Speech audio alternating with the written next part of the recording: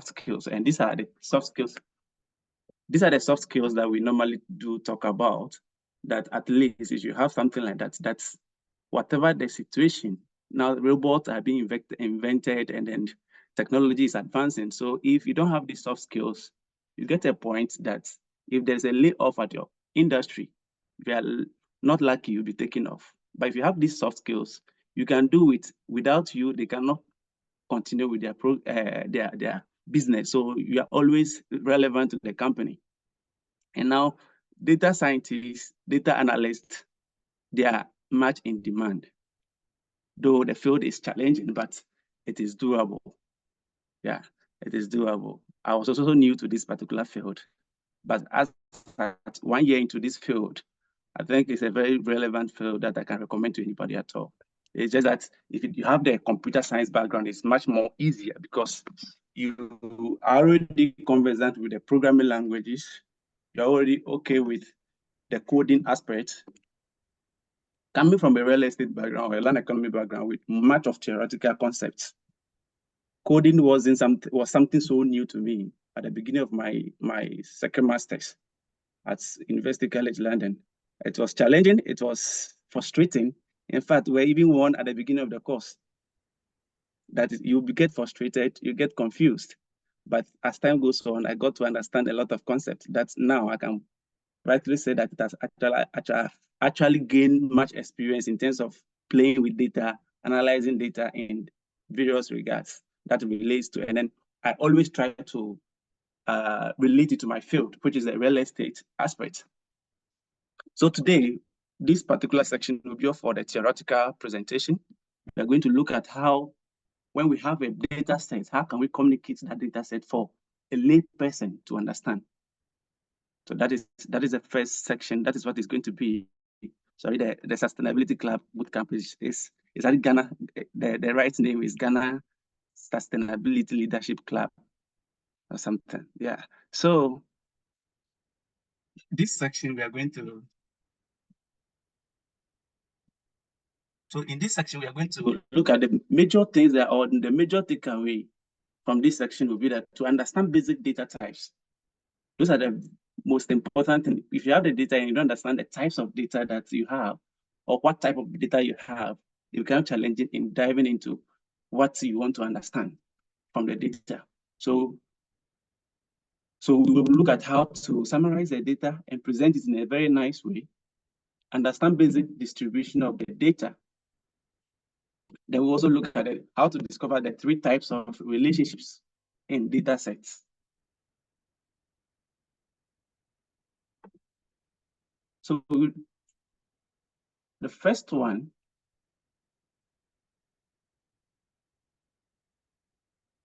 so what we are going to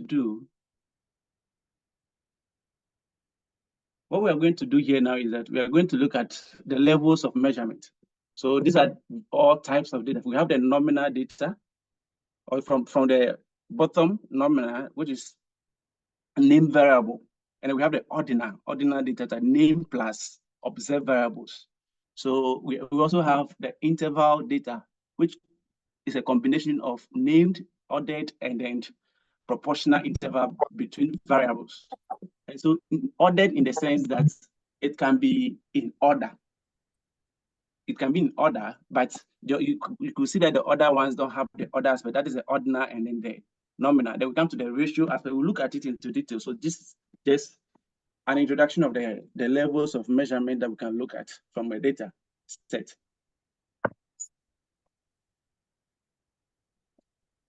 So a very notable section is that the level of measurement in the data sets is not really much of a concern in Python or something, because we're going to do most of the modeling in Python and then do a bit of it in R2 as well when we are looking at the spatial clustering aspect later in the day.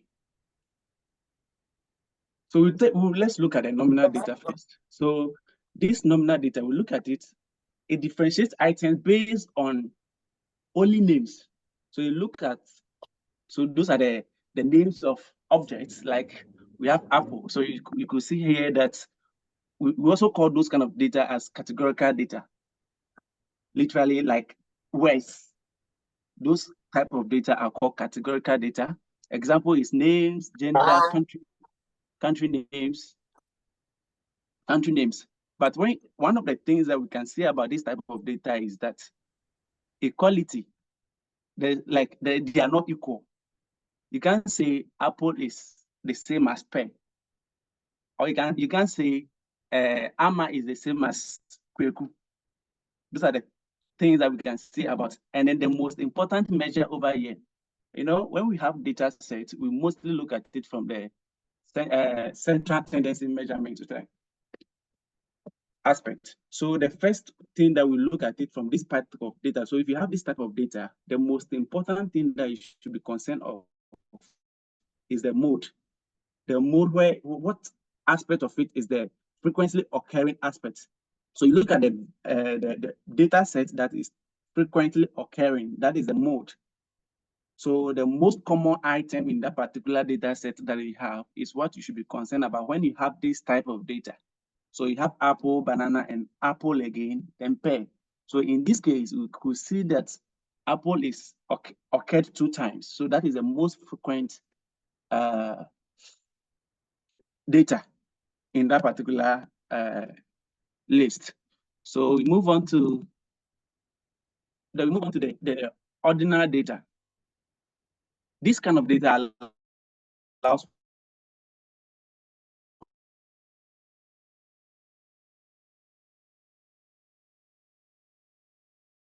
so an example is that most of you, I think in your project works, you actually used it by trying to assess maybe the perception of other people on a particular subject. This type of data that you gather is called the ordinal data. That is why you agree that neither agree or not.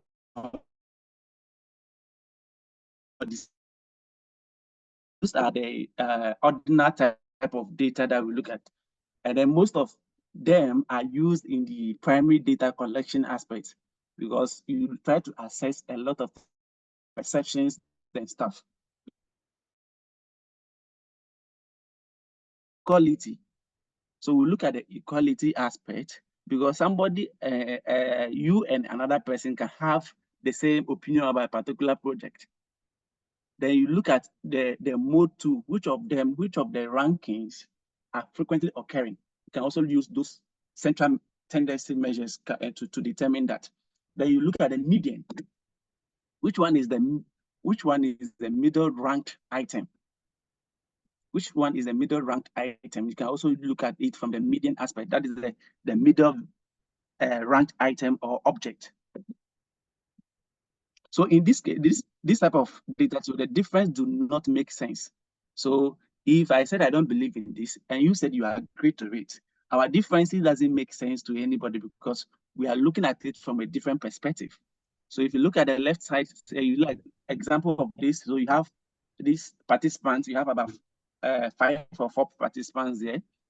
So you see that people say, "Oh, I completely agree," mostly agree, on mostly agree. Those things, some people agree twice. So you could see that there'll be equality in this 2 and 3 has actually agreed on the same or have ranked it in the same manner. Then 4 and 5 also disagree.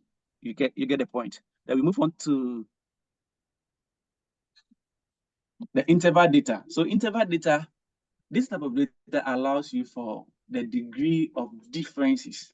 So the first one, the one we just spoke about, doesn't allow you, the differences doesn't make sense, but this interval type of data, level of data, allows you to have that difference between items, not the ratio though. So this is the interval. We'll get to the next one, like we looked at it from the earlier slides, that we have ratio level to as well.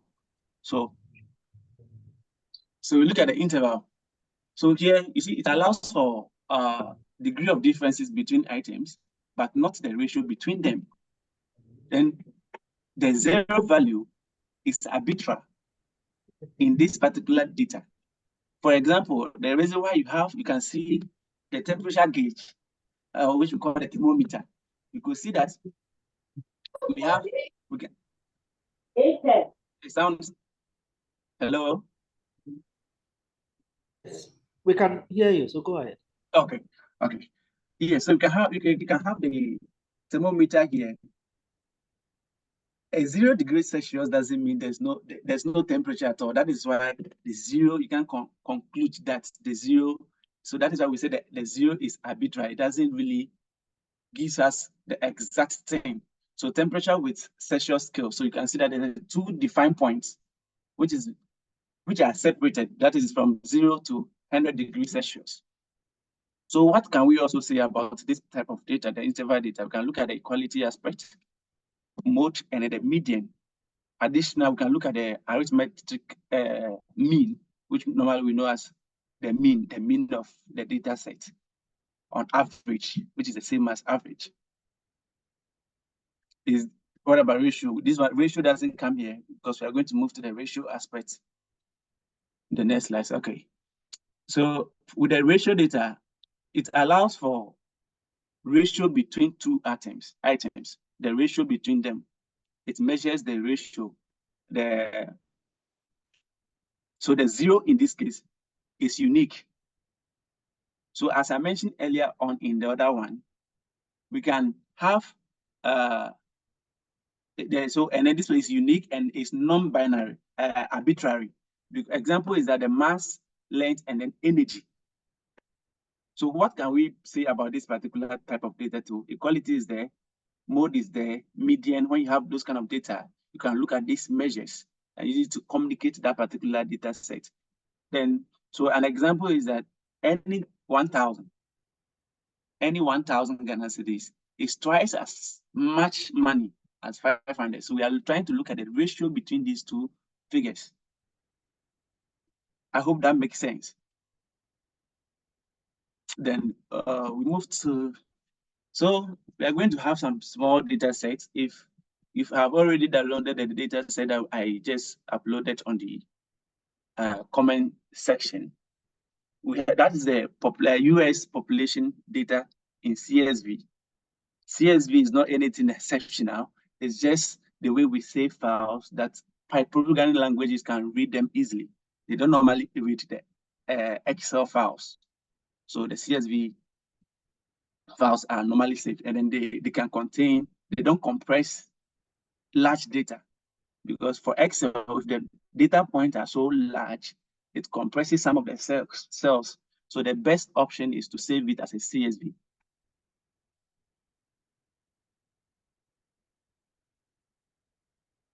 Then we look at the basic.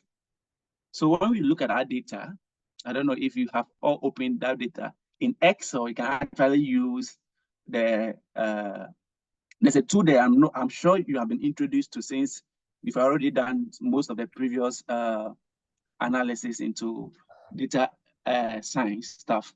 You can actually use Excel to just generate the summary statistics of that simple data that you have in the Excel. So if I'm saying a lot of things that you know that it matches with or some slight differences will occur. So when we look at the summary statistics, these are very, very important in terms of data analysis, because whoever picks your data is not going to ask you, oh, where did you, of course, you have to present where you assessed your data, but anybody who picks your report or whatever you did or whatever project you did, as you just look at your summary statistics and know and understand the data sets that you used in your analysis. So over here, you have the mean. So from here, you see a simple example is that we have about 1, 2, 2, 3, 5, 8. To find the mean for this particular simple figures, we arrange them in ascending order. Then we find the mean, we sum all of them and divide by the event, the number of times they are occurring. So here in this case, it's 6. So we add all these figures and divide by the n, which is the n. The median will be half. So we have 2 figures in the middle. We sum them up and divide by 2 to get the median. That is to get the middle number. Then the mode, which of the figures are occurred frequently, that is 2. So we have 2D as the mode. So in this case, these are the kind of questions that you want to have some of the data, the basic things you do to understand what is the middle number in that particular data set. What is the mean on average? What would be the, if you are dealing with house prices, when I pick house prices for maybe London or Ghana, what would be the average house price in that particular location or that particular study area? Then the mean can give you that signal. So performing a summary statistics in your data set is so important before you even commence any analysis at all. So in the data sets that you have in the Excel, when you do the summary statistics, you have a mean of 303,000. That is to just 3 significant figures. Then you look at the median, which is also 168,000. Very different. You know, one thing about the mean, that is why we went through the various levels of data measurement. The outliers, we will look at it later. Outliers actually influence the mean a lot. So if you have a very huge outlier in your data set, the best to use to describe your data point should be the median, because the outlier will be influenced by the large outlier. The mean will be influenced by the large outlier in that particular data set. So whatever data set you have, that is why it's good to just visualize the data, look at the summary statistics, what is the minimum, to be able to dictate whether you have an outlier in your data. You compare, when you do the summary statistics, you see the minimum and the maximum. In our analysis in Python, we'll look at how to detect outliers in our data sets via plots and then maybe the summary statistics as well. So a fair idea is to know that when the minimum, assuming I have a data set that has a minimum house price of maybe 5,000 Ghana cedis, and then I see the maximum value to give you a signal that 5,000 Ghana cedis data might be unrealistic. So it means there might be data entry error that you need to actually work on or handle before you actually build your model. So if you want to read, you can just, on your slides, you just use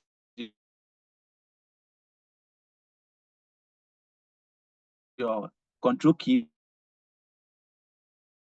and it gives you a broader explanation about the median and then the mode.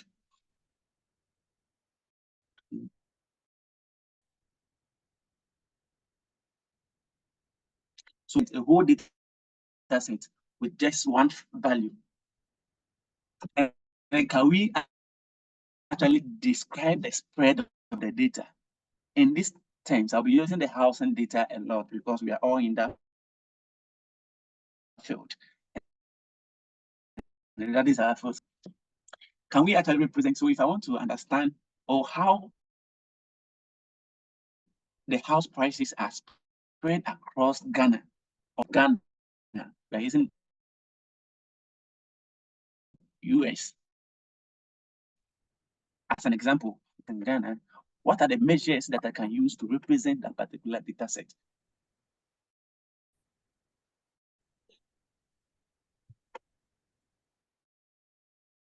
So this is where we are leading. So this is basically refreshing you on your statistics that you learned in second year or say third year or so, depending on the class that you belong. So variance, we are trying to variance leading to a standard deviation will help us to know the spread of our data set. So this dot is just trying to represent the spread of a particular data set. When we are doing the plotting and stuff, you see how data points are being spread.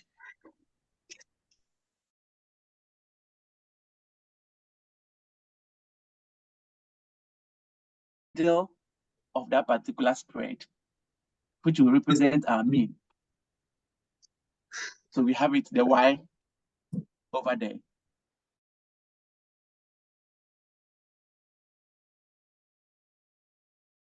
the point minus the mean will give us the variance between the data points.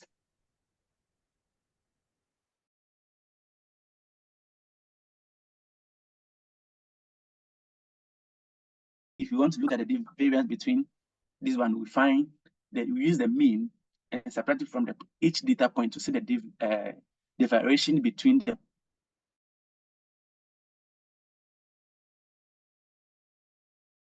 same thing here. You all remember this thing, how to calculate for the variance. I'm sure this will refresh your memory on how to calculate for variance, and then after that deviation. And this is the formula for it.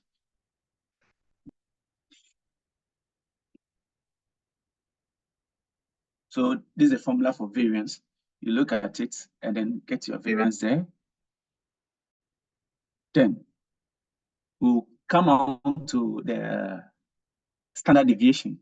So don't worry about that. So let's just look at something in here that you all did some. I don't know. If you don't know about this, then it means you didn't do your dissertation or your project. So this is an important note that you should know. You cannot study the whole population. That is why, particularly when it is very huge, that is why you need something to represent the whole population, an equal proportion to represent, and that comes together to form the population, the sample size, the sample. So we are trying to infer from the population that we want to study. So we have the same thing we do. Sometimes you can't study, maybe you are conducting a study and you don't have data set for the whole Ghana. You can use a case study, an area data set to look at it. Then you can now make inferred decisions, which will not be conclusive, but to infer something out of it. So this helps you to actually know, or gives you the opportunity to study the population that you have. Since studying the whole population will be possible, you derive a sample size out of it. So over here too, if you want to understand population and a sample size, you can also read further using, you can just copy the URL here and put it in your browser, or just use control and then click, and it will take you to that particular website for further readings. Now we are back to our variance. So we look at the variance again. So over here, we are trying to look at it from the Basel's correction. So Basel's correction is saying that most of the times when you have the sample size, to be able to get the accurate one, most of the times when you're using sample size, it is not too accurate. So to be able to cater for or correct that particular error, we use this particular formula where we are going to look at the n should be less by 1. The n, the denominator in this case, should be less by 1. That helps to correct the inaccuracy in the variance calculation using just the absolute n. Yeah. So replace with n minus 1 if estimating the variance of a wider population from a sample. So if the population is so huge, you have a very steady population that is so huge, and you want to get a sample size, try to subtract 1 from the denominator, which is the n, to actually cater for that error that has been dictated by statisticians and then stuff, to be able to minimize the error in the variance computation. So this also, if you want to read further, you want to read on Basel's correction, you can also go to this particular link. You just copy the URL or just click this link to take you there to read further. So after getting all our variance, if you have your variance, calculating standard deviation is not difficult. But in all this, no one at this point of your lives, no one will ask you, what is the formula for this? Your ability to use tools to compute all this and interpret them correctly is the most important thing. There is nowhere at this moment that will ask you to quote the formula to get marks or to help even in your industries, wherever you find yourself, no one asks you to come and quote a formula for them. You have ability to use what you've learned, interpret them, let it make sense to somebody who picks your work. That is all that you need. So you know that when you have a variance, just a square root of variance gives you standard deviation. It gives you the standard deviation of the population. So these are just connotation of those this particular thing. So in statistics books, if you see these signs, they represent all those things. So this represents the standard deviation of the population. The square root of the standard deviation, square of the standard deviation gives you the variance. So this one will take you to the other one will bring you back to the other. So S represents the standard deviation of the sample, and then S square also represents the variance of the sample. So these are just connotations. If you read the links that I provided in the earlier slides, you can get further explanation on all these things. So we are back to our US city population data set again. So the question is, can we describe the spread of our data, the data that we have? Of course, yes. So we can just look at, like we mentioned earlier on, the summary statistics of it, just highlighting the data set and then using Excel button that you've been taught about how to just automatically generate the summary statistics. You don't have to go use calculator to come and compute all those things. You realize that you have about 282 values in the whole data. So that, let's assume that is our sample, 282 values. Then we can look at the middle, the central tendencies. So that is the mean, the median, the mode, which we've already looked at. Then you look at the variance computations. When you, in that particular data, the variance, you get this. Then you look at the standard deviation to one decimal place. One thing I'll mention here is that I remember during our T-ship period, you realize that when people get maybe factors, maybe you have 0.2222, 2.5, and they will write about 9 of them. And let me not say it's in practice, in everything, whenever you're reporting your data or your results, at least 3 to 4 decimal places, maximum 4 decimal places is enough, rather than writing it like 6, 7 decimal places and stuff. Your results can be so, but when you're presenting your work, the decimals won't cause any problem. It won't deduct anything from your marks. It won't cause any marginal, huge errors in your results. So just approximate them, or just put them to reasonable figures. So you look at the maximum. So you see here, we have 8 million plus. Look at the minimum here, 100,000. Then we look at the range. So these figures, whoever picks maybe you use the US data set to write a report, analyze to that particular report. And in your report, you have all these figures in a table form. You presented them. So if I pick or any supervisor or any examiner picks your report and look at the values, okay. So in your data set has about 282 values. That is a sample we are looking at. Then what is the mean on average? How much? So if I pick the mean, okay, so if I go to Ghana or if I go to the US, as at when the data was picked, the average house price in that particular area is $300,000. It makes sense to somebody to think that, okay, I shouldn't be expecting something so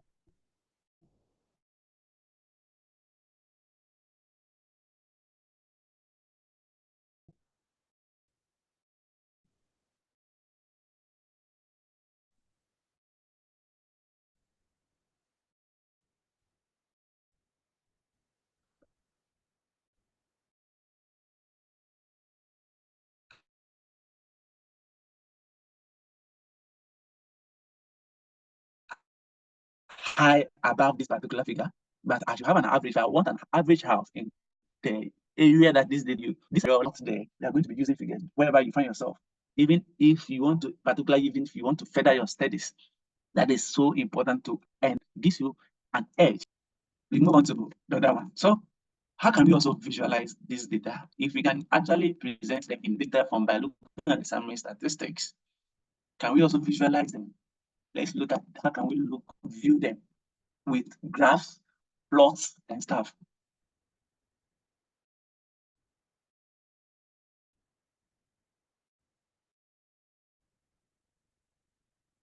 So they said a picture is worth 1,000 words.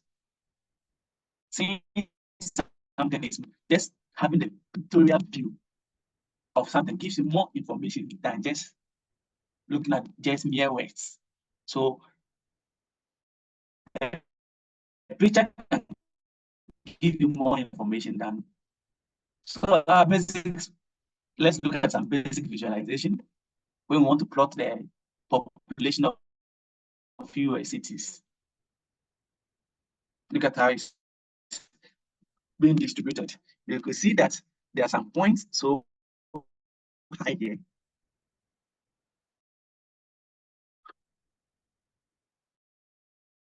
Which could be, people are, majority of the points are below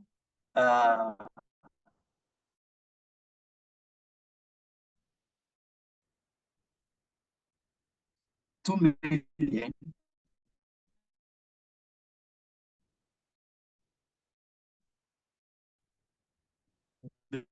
Below 2 million, and you could see that one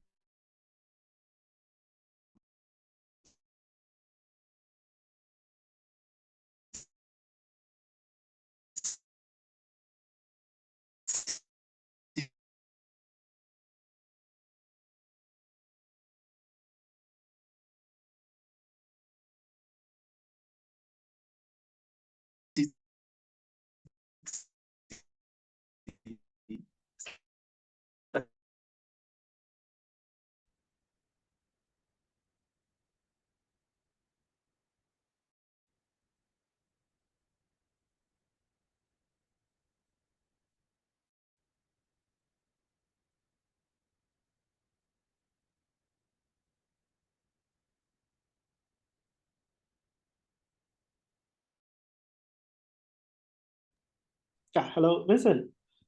Oh, I think it went off briefly, so you will have to share your screen again. yes, I'm trying to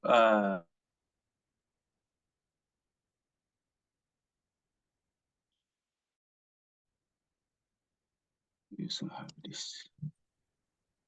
Okay.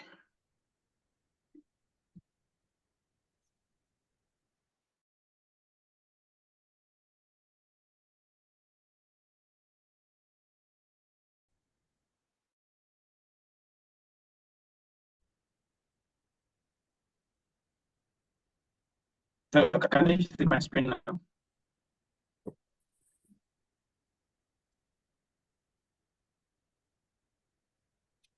Hello? Yeah. Can you see my Yes. screen? Okay, okay.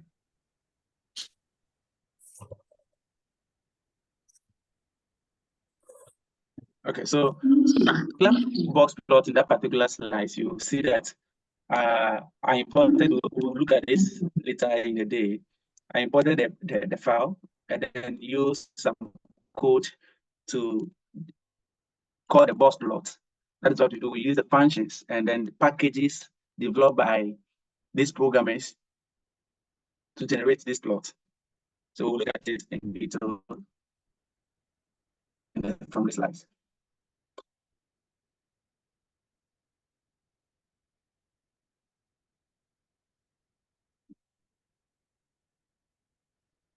Okay, so we continue with the box plot. So this also gives you an idea about the data sets. And then this yellow gives you the middle of the data. This gives you the lower quarter and then the upper quarter.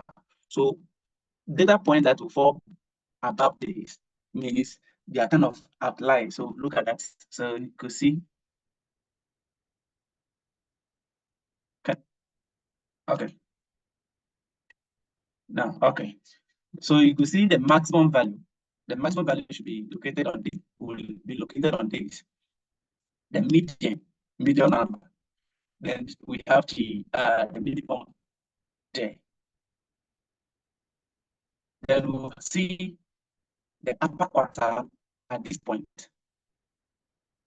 Then we'll see the lower quartile at this point as well. So that forms the box plot. This particular, so for whatever figure that you see at those points, these are the interpretation, as we can we're able to see in the summary statistics. So the same thing, we are just trying to visualize it rather than using the summary statistics, just the figures. We're trying to look at how the plot can give us a pictorial view of our data set. So over here, you see, this is a 20%, this data falls within the 20%, 20%, the whole thing is 100%. And then the middle of it gives you the median. So most of it, you see that they'll give you the 50th quarter or something that is the same as the middle number and the summary statistics that you generate. So over here too, we have something called the difference between the minimum and the median number. And then the minimum, the median number and then the maximum number, the difference has another name, what we call the interquartile range. So over here, the difference between this and this, the difference between this and this.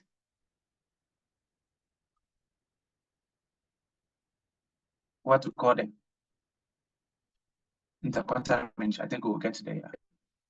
So problems. They will move quickly. So when the data set has outliers, that's variability is often summarized by a statistic called the interquartile range. So if the data is having outliers, we use the interquartile range to summarize that particular data set. The data which I mentioned earlier, the difference between the first and the third quarter. So that gives you the interquartile range, which is popular, aka FN IQR, the upper and then the lower quarter. Now we look at, so we are now talking about outliers. All these things to just give you an idea about data, what data can contain, and things to do to recognize a particular issue before going ahead to model your data or to run your model. And this will be looked at in a Python model when we try to look at it from a real estate perspective. So I already mentioned, and this is what this theory, the concept range, to get further information or to read further on that particular, how to deal with this. You can look at two case variances, and then the link is provided here. How to deal further with outlier, trying to use the interquartile range to remedy outliers in your data set. Back to our data points again. So you can see that we can visualize this data set using a lot of stuff, plots, the same sizes. Then you can see that some of the figures are even up here, outliers. You can see the outliers and stuff. Now, we are now come to look at distribution of the data.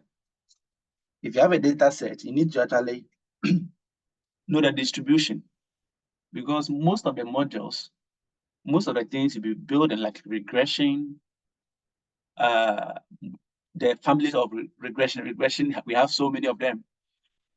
And then each of them have, some of them have conditions that you need to satisfy for your data to be valid. I think someone has a question in the comment section. Okay. Yes, so you need to actually know the distribution. And then how can we describe the frequency of certain values? So these are the questions actually that this distribution thing helps you to answer. Because the frequency plots follow some common distributions. The common distributions that we have, has your data, have your plot, that has it followed any of the patterns or any of the distribution that we have? So normalized frequency, that's the probability. So normalized, so it means That is the most common one that we normally see, that most data has to satisfy that condition. It should be normal. And then we also, here we have the normal distribution, we have the power law. In the discrete aspect, we have the Poisson distribution. We'll look at them from graphical perspective. We'll look at this.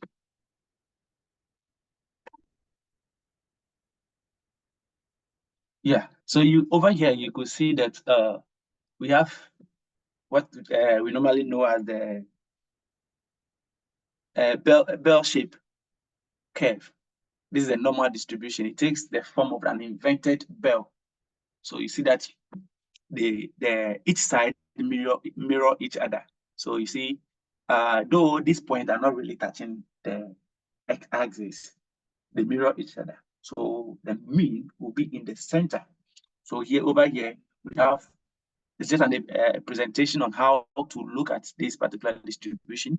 You have a mean height of maybe 163 centimeters, standard deviation of 6 centimeters. The 6 centimeters, standard deviation, actually, like we said earlier on, helps you to understand how your data is spread.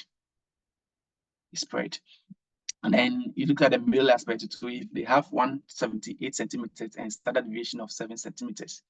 But what we have to know that whenever we plot our data set and we are looking for a condition that has to be normal, then it means it has to have this shape. The data set has to have this shape. Majority of the data has to be in the center, close to the mean, which is close to the mean value. And then the sides of the curve should mirror each other. There shouldn't be any skewness in the curve. The moment the data set is skewed, then it means it doesn't satisfy the normal distribution condition or something in that particular regard. So, like I mentioned, so you see here, center gives you the mean. So the majority of the data should be close to the mean. That gives you the correct shape. So the symmetrical that we are talking about means the sides are mirroring each other. So you see, if you close one and then look at this side, it is equally the same as this side. So there is they are mimicking each other from that angle. And it has a single peak, this single peak over here. And the tails are smoothly. You have a nice tail here, One shouldn't be longer or shaped in a different manner than the other. So that is why I mentioned earlier on that they have to mirror each other. So, and then this kind of thing is called the probability density function, PDF. It's not a PDF file that we know. It's a probability density function that we use. And then if you want the mathematical formula, it is right in the corner here. So people will say that usually all you need to describe normally distributed data is the mean and the standard deviation. If you want to describe your normally distributed data, then you can mention the mean and mention the standard deviation as well. In reports, if you read most of the statistical papers, you realize that whoever uses and presented a statistical data, they would normally describe their data, their distribution, the data distribution by mentioning the mean and then the standard deviation. So that gives an idea of how the data is spread across the mean. So we are back to the normal distribution. Describes the spread of the data that has characteristic size.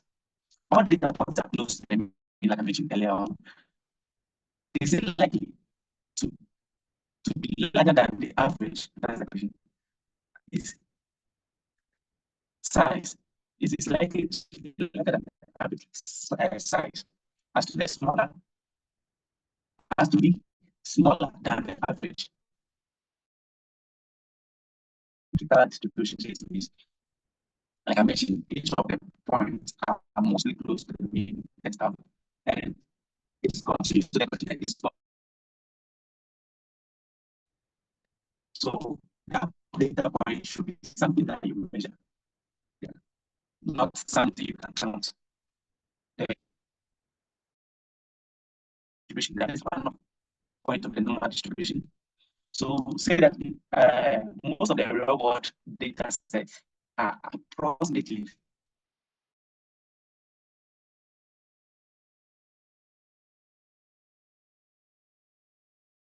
an IQ of persons. But an example is measurement errors in an experiment. The duration of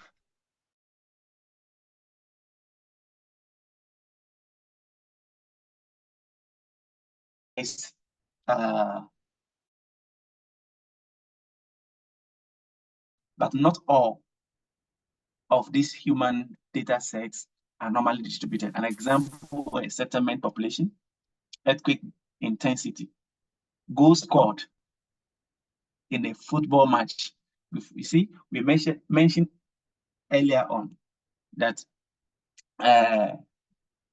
normally distributed data points are mostly continuous.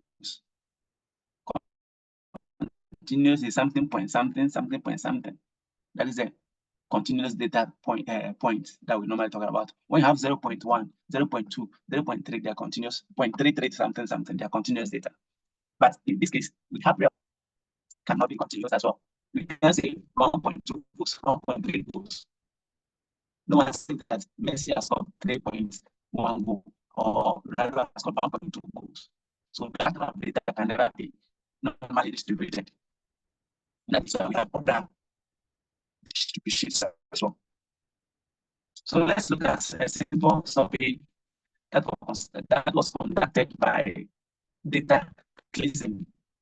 They tried to look at the perceptions of attractiveness between men and women. So, and then they plotted the distribution to look at how it will take what I take the normal distribution form.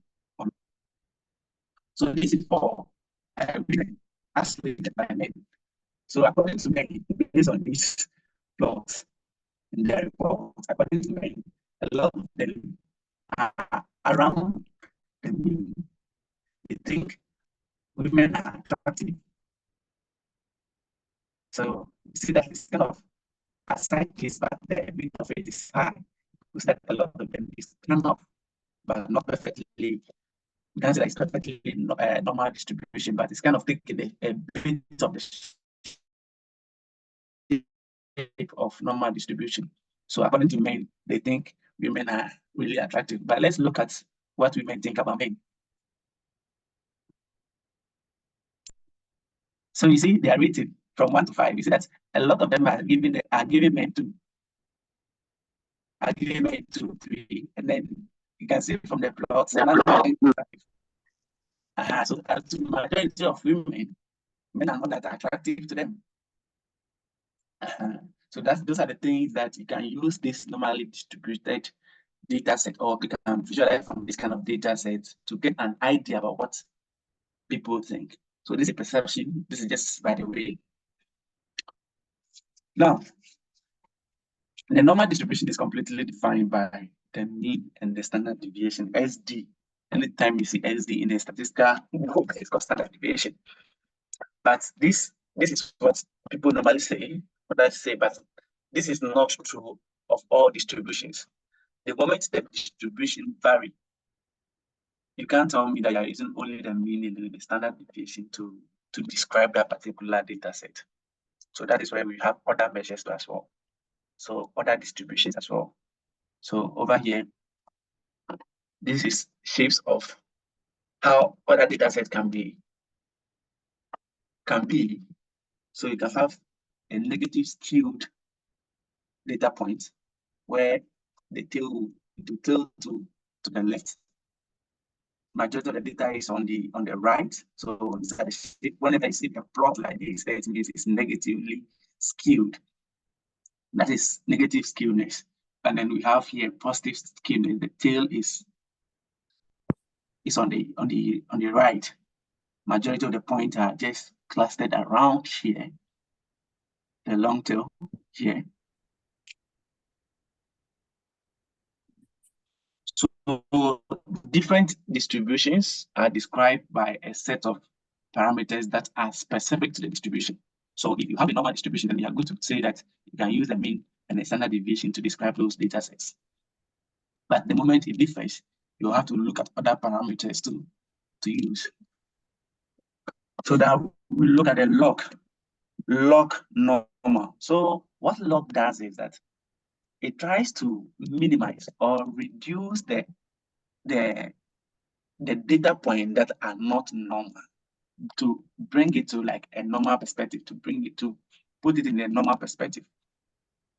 Describe data whose algorithm is normally what distributed. So if you take log, I don't know if you've run regression models to see all the application of all this in the pattern model that we'll develop later. But these log models, you can't take log of 0. So this kind of data log distributions, you take them for data that cannot be less than 0 or even 0. So sometimes you don't take log of maybe 0 to normalize it. We'll see that as well when we form the dummy variables. Dummy variables are between 1, 0, 1, 0, 1, 0. So those ones we don't want to take log of dummy variables. So these kind of things arises when many similar variables are multiplied together biologically and then economic applications. So very similar to the normal distribution, if mean is far from 0 and standard deviation is small, then we have some graphs to show this kind of thing. You see that this point is kind of, you have different shapes trying to represent the distribution. So you see a very long term is skewed, this place is skewed. So we try to normalize it a bit by taking the natural log of some variables in our model. And we'll see that when we start the application. So log normal distribution usually described using the parameters of the corresponding normal distribution. Corresponding normal distribution. Like I said, when we are able to improve the model by taking the logarithm of that particular model, then we are in better position than just leaving it if the data is skewed. So examples of log normal distribution: length of posts on internet forums. So if you click those kind of data, they're likely to have that log normal distribution. Abundance of bird species in North America. So the more bird species are in those kind of data sets are likely to have this log normal distribution. From income is likely to skew because including the 3% is income data can never be considered as a normal distribution because there will always be outliers that are going to change the distribution. That rich top 3% of rich guys in the societies are going to cause that particular variation in the distribution. The adult human blood pressure, adult, not average or young guys or something, that can also take a log normal distribution in order to reduce the anomaly in that particular data set. Now, then we move on to the second distribution, that's Poisson distribution. This guy developed this to look at how horse kick soldiers. So in 1781 to 1840, then this Poisson. So this is a pictorial view of how this Poisson distribution came about. You can actually look at it from here. I think, yeah. If you want to read down how the Poisson distribution, then you can look at it from this end. Then over here, so in that particular distribution, so he tried to look at the number of deaths, the official record of the deaths, and then the distribution, how it's going to happen. So imagine a situation where certain real events These are the places that you can look out for Poisson distribution.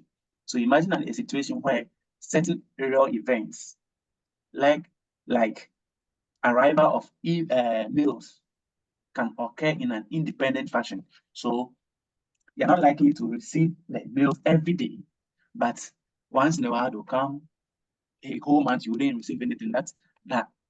So they occur in their own fashion.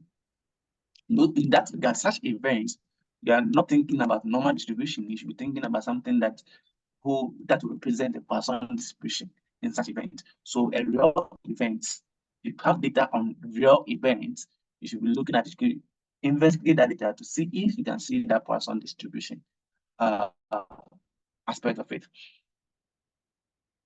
So the Poisson distribution estimates how many such events are expected within a time interval. So if the events are not likely to happen, so like an example why he started this distribution is that it's unlikely for a horse to actually kick a soldier to death. But it does happen, all right, but it doesn't happen often. So he tried to look at the horse that led to the death of soldiers.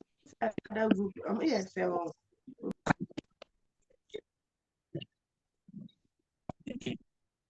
So the real aspect, well, okay, if my bill doesn't come often, I mean, really, you have the tech,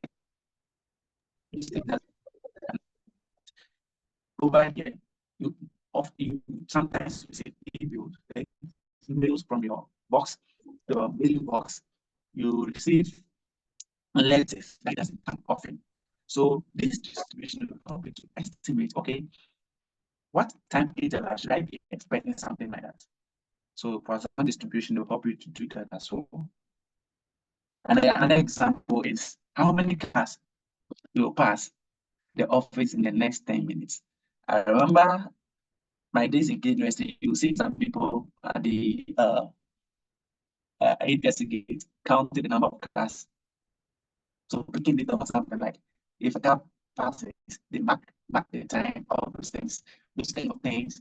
They're trying to understand those things. And this kind of things helps in the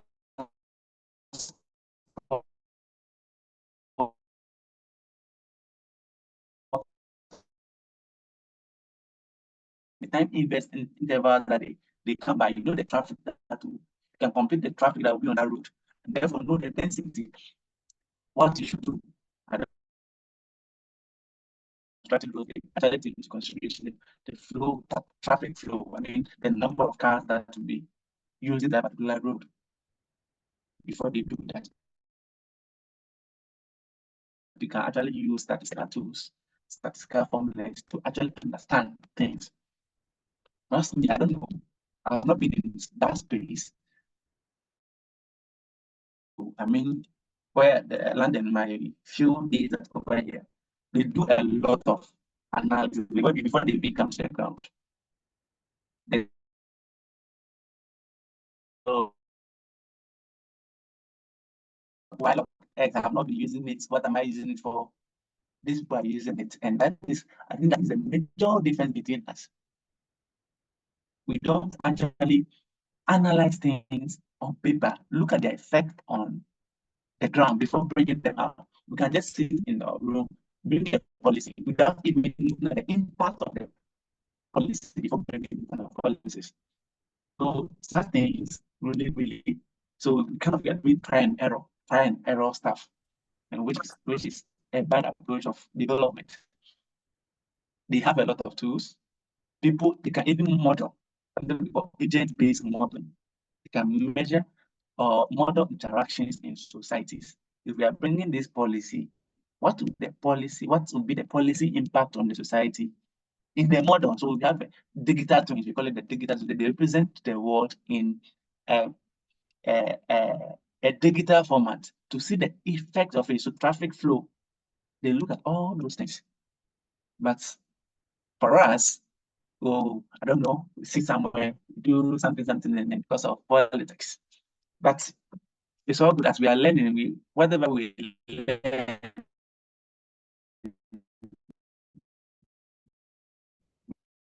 let's try to log to it away. Wherever you find yourself, try to see how best you can use what you've learned in whatever field you feel you find yourself.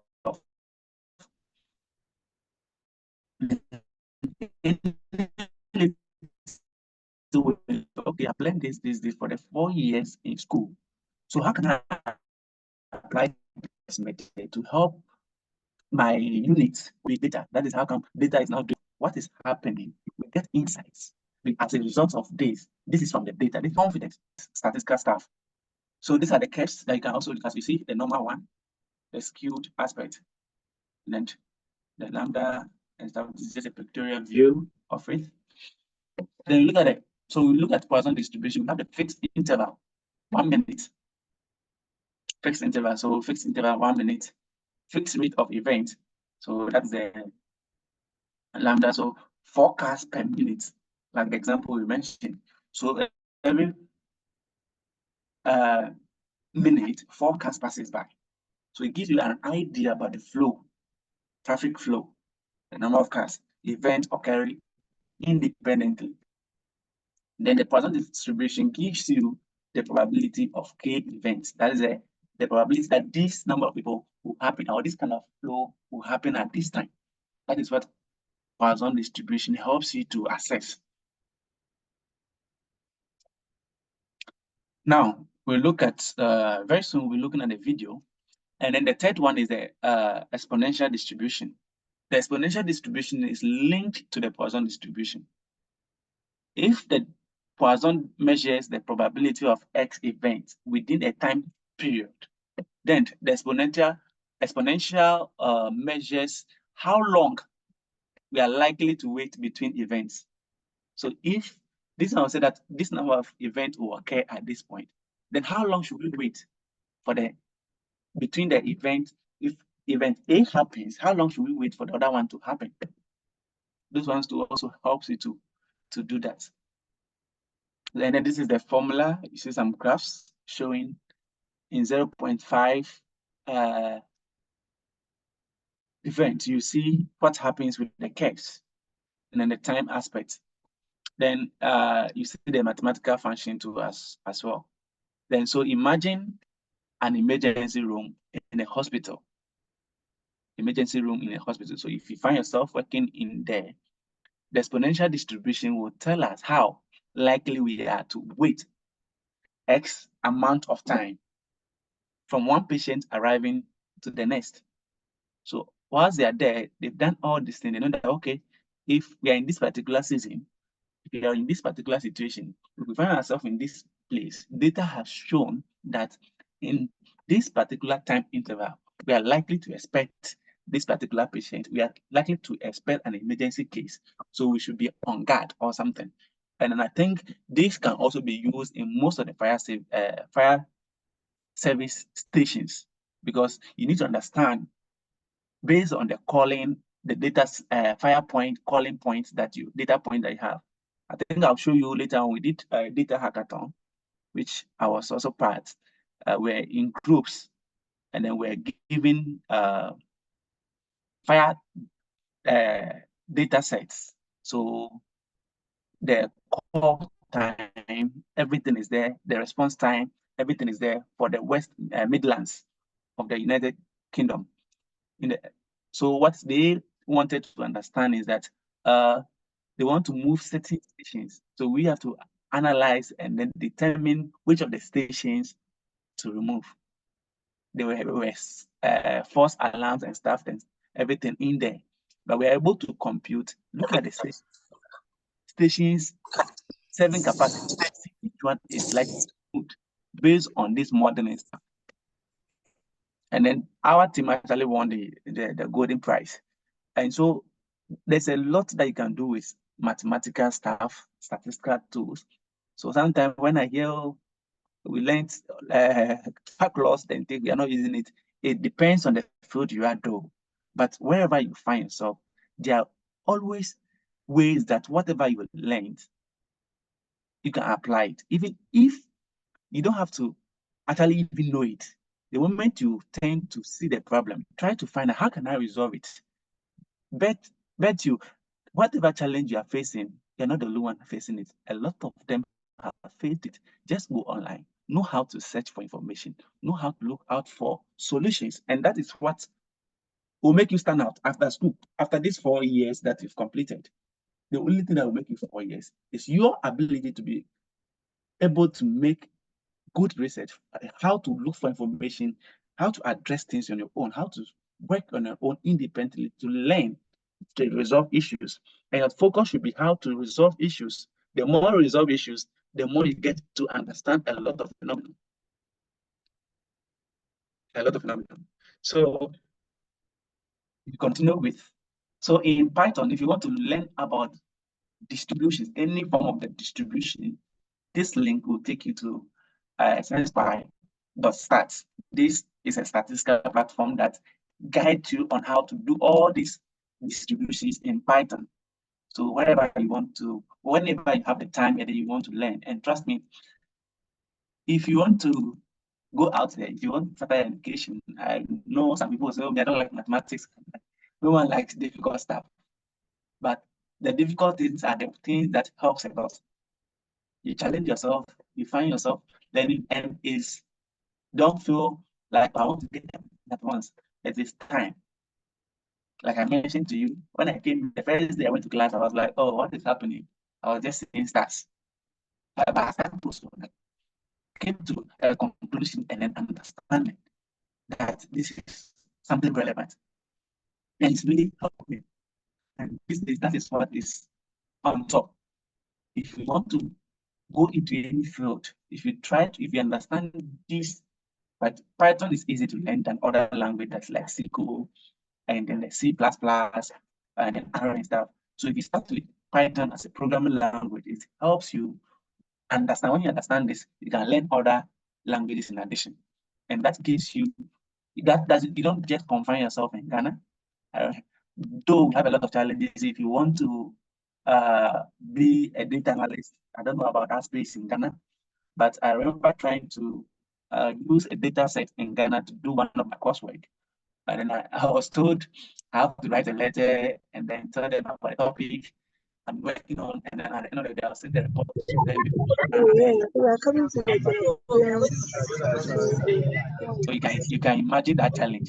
Data accessibility is a challenge in Ghana.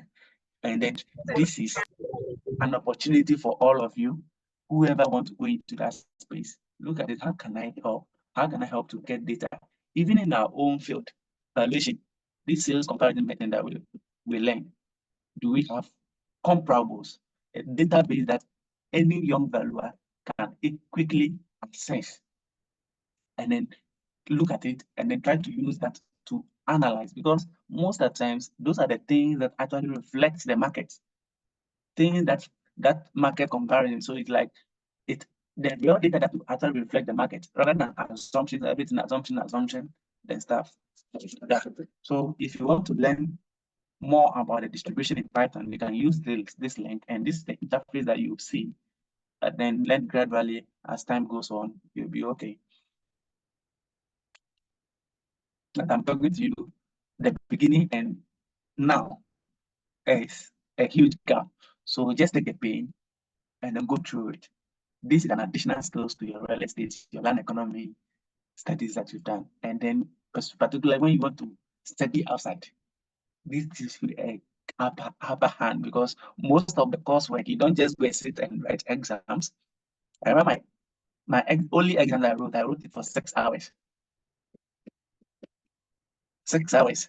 And what you do, you don't just go and say, what is this, what is that? They give you links to data sets and download the data sets. Write a mini paper, have your research question, analyze it, write your critical reflections. And that is one thing you should also be concerned about, how to be critical in your reflections and whatever you do, whatever you write, how to be critical, how to speculate in your discussions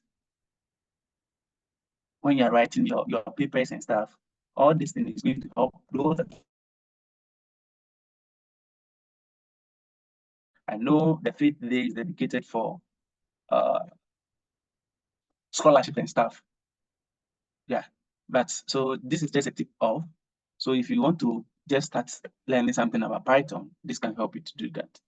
And I can, at the end of this one, I'll show you websites that you can easily, for a beginner, how to learn Python, how to understand data sets in Python. Yeah. So we continue with our distribution guessing game. So we look at shoes. So over here, you can also look at it from the shoe sizes. Then you look at the thickness of a thread.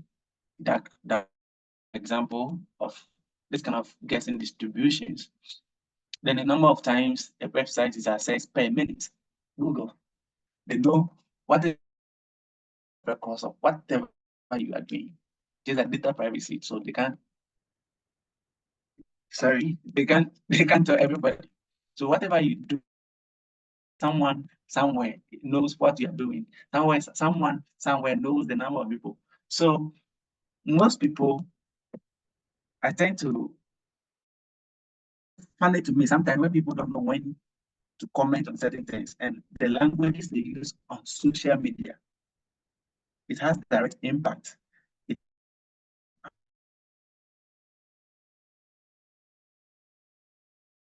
To determine some of the frequently used bad words from Twitter. You can use algorithm to determine, to analyze. That one we call it textual analysis. To determine the most frequently bad use, like particularly this issue of human rights. If you are speaking largely against it, and then you want to maybe school in other places, even visa, people are denied visa based on certain comments that they put, but they wouldn't know that it's because of the comments, the hate comments that they normally pass on social media or post on social media, because they are able to detect all those things. So be mindful of whatever you do on social media, on the internet, everything. Things run by just a millisecond and they are able to detect. So all those things and analyze the sentiment, particularly if they want. So we call it sentiment analysis in Python. So you pick a group, an essay, and then you or comment or conversation among the large group of people on Instagram. Then you try to analyze their sentiments. So you can code to generate the frequently used words, like these sentiment words, things that sound, you can get all those information easily. So let's not think that no one is watching us, no one is doing this, so you can just say anything at all. If you have to go to be global, you should be mindful of whatever you post, whatever you say on the internet. That is just by the way. So this is a video to actually help you. If you click on that video, this kind of thing,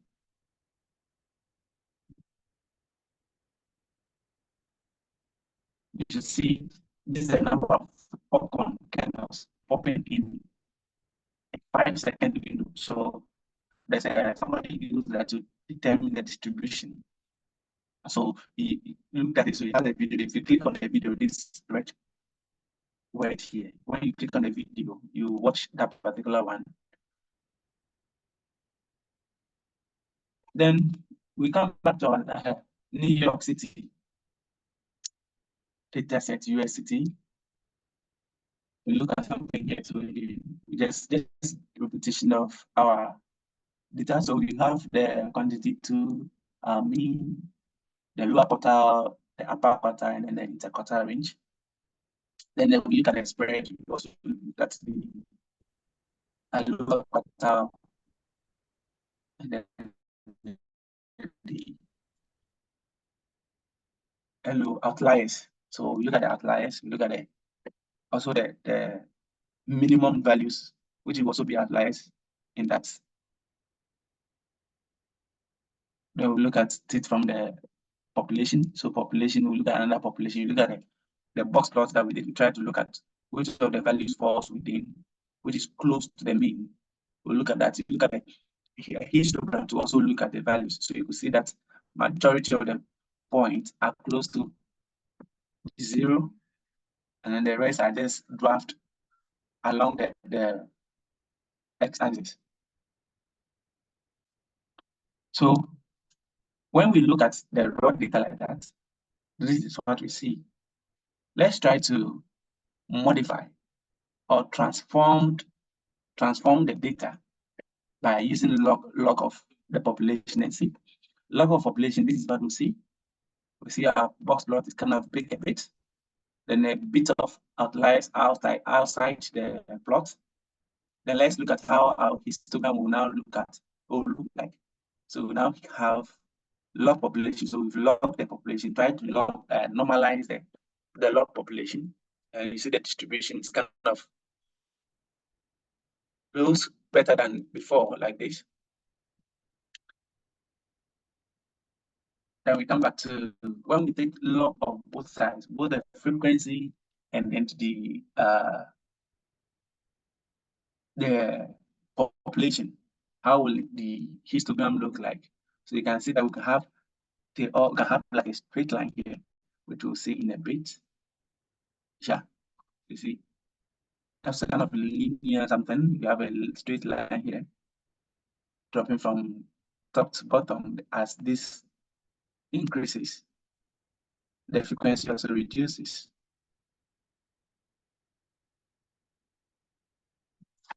Okay, so far we have been talking about data that just have one dimension, but there are also important relationships to be found between two or more different variables.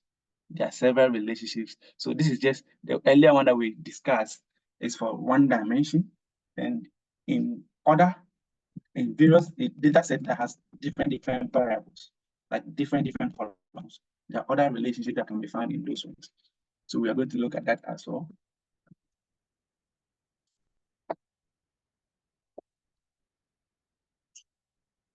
So this is just a road that we can see here, and I'm here with a yellow arrow. This is where we are.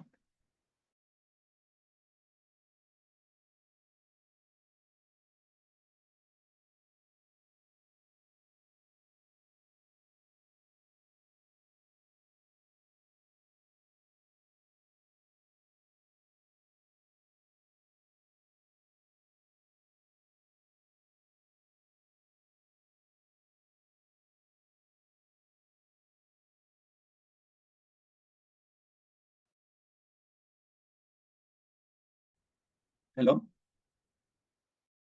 Is someone saying something?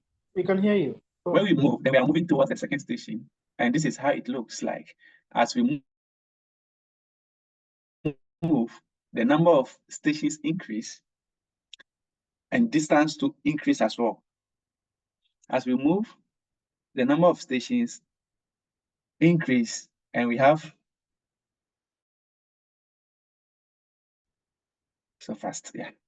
Okay, so as we move towards the stations, the number of stations will increase, and then the distance of the road in meters will increase as the number of bus stops also increase. So we have something like this at the end of the day. And this is something the relationship we are trying to derive from these two data points, which is the road in meters and the number of bus stops. So you can see that as they have a linear, so this line is called a linear line. And we'll look at it in details in a bit. So you see this line? This is what we call a linear line. Yeah, we are. So linear relationships, as we know, then the equation of a straight line, we learned this from, I don't know whether it is from basic school to junior high school to SHS to university. So y is equal to ms plus c. And this, at this point, this is what we call the y-intercept. Y-intercept. All these things to refresh your mind, because when we go to it, and if most of you have read about hedonic price modeling, you will see something similar like this. You see that this kind of thing is kind of related to this. Yeah. So at any point on this line, you have the same mean or the same unit. So what it means over here is that an incremental change in X, an incremental change in X, as we saw in the earlier slide, when the road increases by meters, then it results in a fixed change in Y. So Y to increase with a fixed change, no matter where you are on the X, the gradient of the line should be. So if you take the gradient here, should be the same as when you take the gradient here. That is what it means. So no matter where you are on this line, the gradient of the line should be the same. That makes it the linear relationship. And then, so because if there has been a change in increment of one variable, it causes the other variable to increase by a constant. That gives you the linear relationship. And you'll see that in the modeling, that you need to actually satisfy the linearity of your data has to be linear to satisfy certain conditions. So we move further to this particular, and this is another road with several stations, with several connects. But let's look at this case. We're going to look at it from the radius perspective. So we have, so this is where we are. We are trying to move here. When I move towards this direction, or move this towards this direction, you see that the radius will keep increasing. Keep increasing, and my circle is also becoming bigger. From plots, so we still have, with the same example, number of bus stops. Then we look at here more meters, road distance by meters. Here we are talking about radius. So as I move, the radius also increases. Then you see this curve has then started moving for the first one. So you see this has started moving, showing its stomach towards the house. And this is another relationship that we'll get to at the end of the day. So it will move towards the radius. So at this point, where we are going to get another relationship from here. Then we have another equation here, this curve, this kind of curve. So this is known as the quadratic equation, what we've solved several times, both high school and statistics. Again, Y is the variable on the vertical axis. So X, the variable on the horizontal axis. C is where the line crosses the Y. So here, crosses the Y.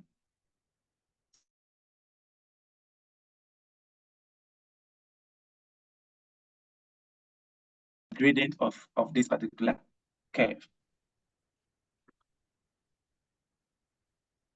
So this particular one, the difference between this linear curve is that in this case, the gradient is not the same. It varies depending on where you are on the curve. That brings a difference between the linear curve and then the quadratic curve. Example. And then what about the number of molecules of air in a room? When you want to look at the number of molecules in the air, we have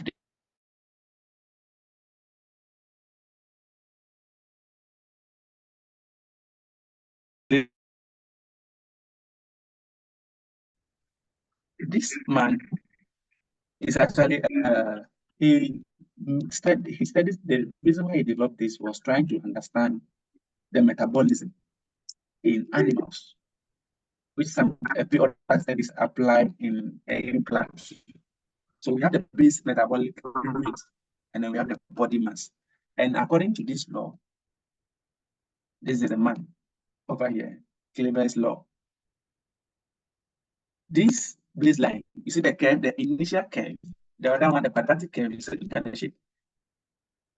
It's like the stomach of the curve upwards, and here the back of it.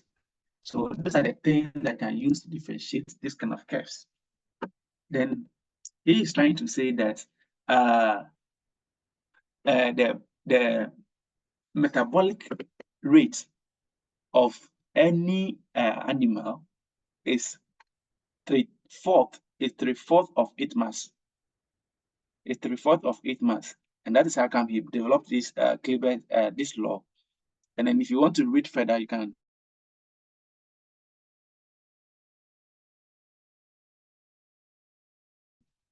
You see, you have the Y as the metabolic rate, and then the MX, the P, N, which is the power, and then the MX is the body mass.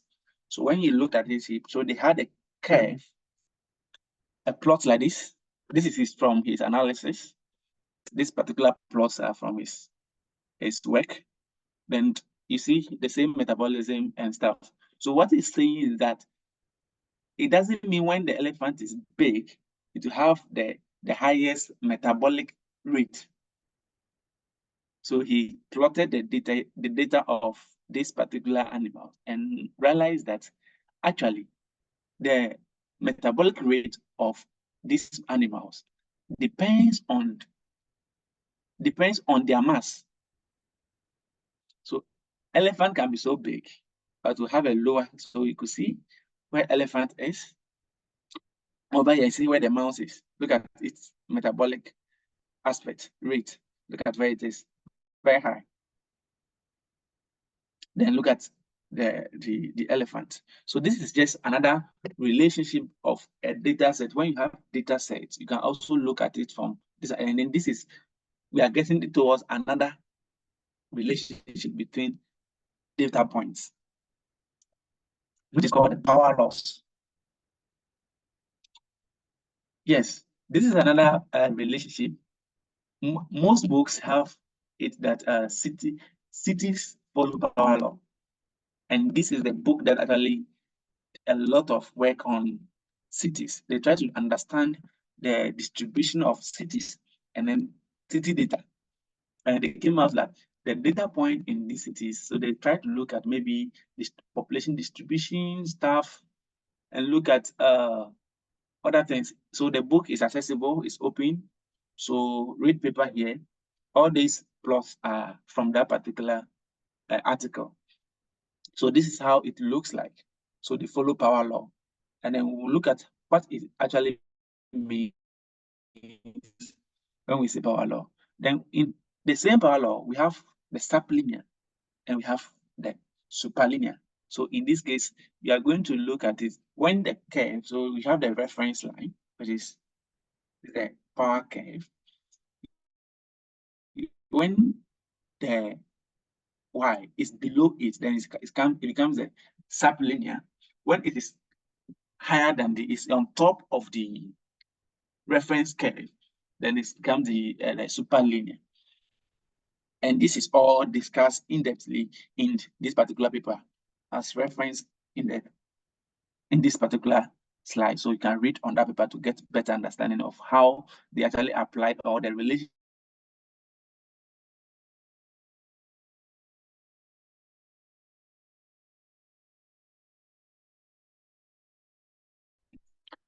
Then recap. So we look at it from this angle that if n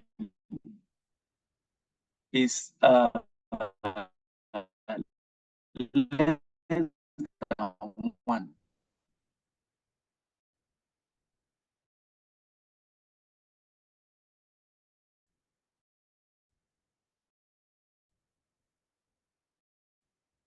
if n is less than 1, it is equal than 1. They have a superlinear. No one asks you this kind of what is this, but you just have to understand it. No, so when you see a plot and you see a curve, or you see plots like that, you know that, oh, this my data set is this, is that, is following this, and then it will now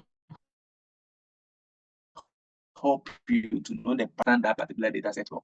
So it's not to help you just know it's off head. These are the things that you need to understand. So when you find yourself analyzing a particular data and then you see the distribution, you know which of the parameters to use to to talk about that particular data. And here, there's another relationship that we are going to look at very soon. That is from Bartlett, which is an important type of curve. So Albert Bartlett once said that the greatest shortcoming of the human race is our inability to understand the exponential function. Exponential function. So he has a video. I don't know if I can play that video for all of us to listen. I think. Let me see.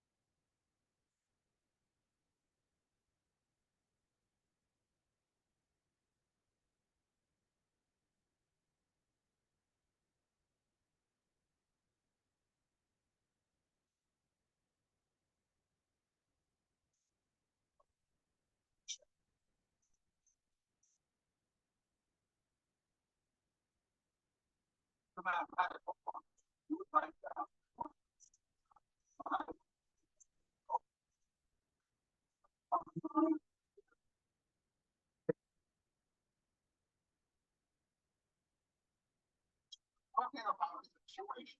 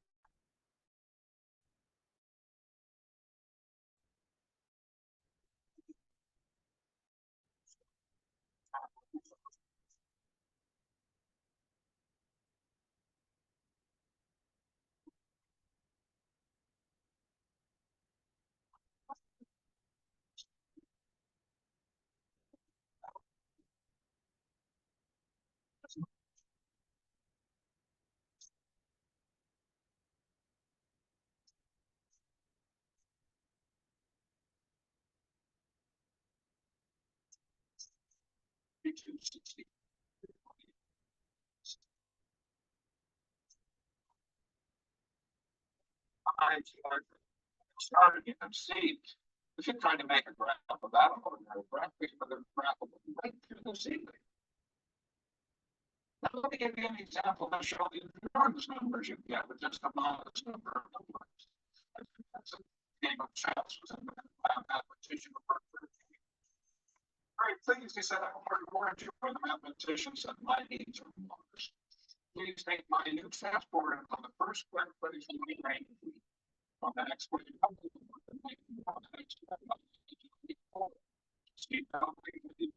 Every square that will be an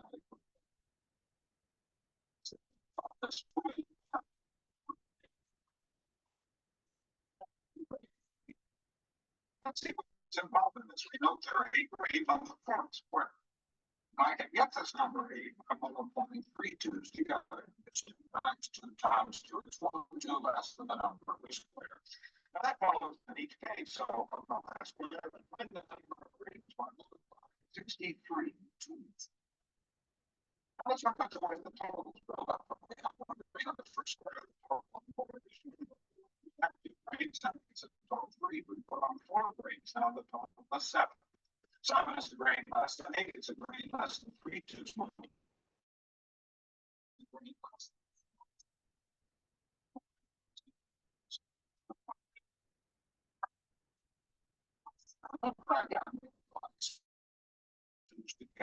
question is, what we did is that from a building.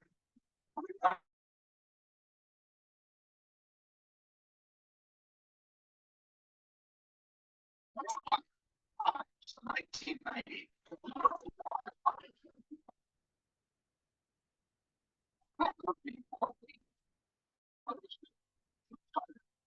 You see, how'd you get such a big number? Simple, we just started with 1, right? The number.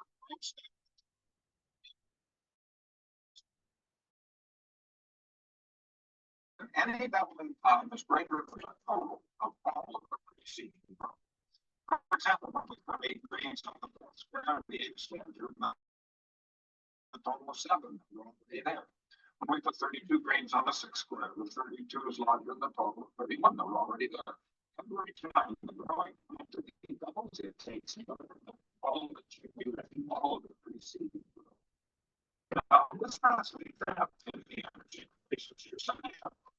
The year 1975.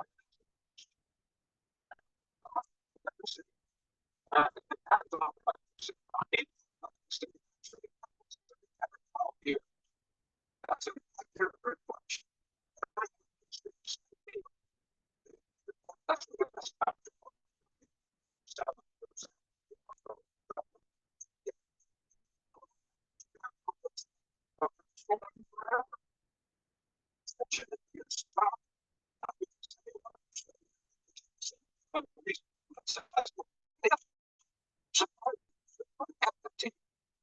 Let's see here. I think we just started the transport. The 10 years from the appearance of this decade, you not electrical electricity, you will continue to study all of the electrical energy. So the entire preceding history of the study growth of the history of this country. Now, do you realize that anything is completely acceptable? 7% of the year was achieving in just 10 years. You use more than that's exactly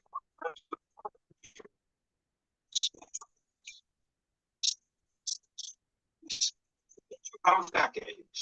Oil was consumed in all of mankind's previous history. Now, that's stunning to see. To understand it, as it was promised, a simple consequence of the of 7% growth each year in oil consumption was the historic figure up until the 1970s. Now, there's another beautiful consequence of this arithmetic.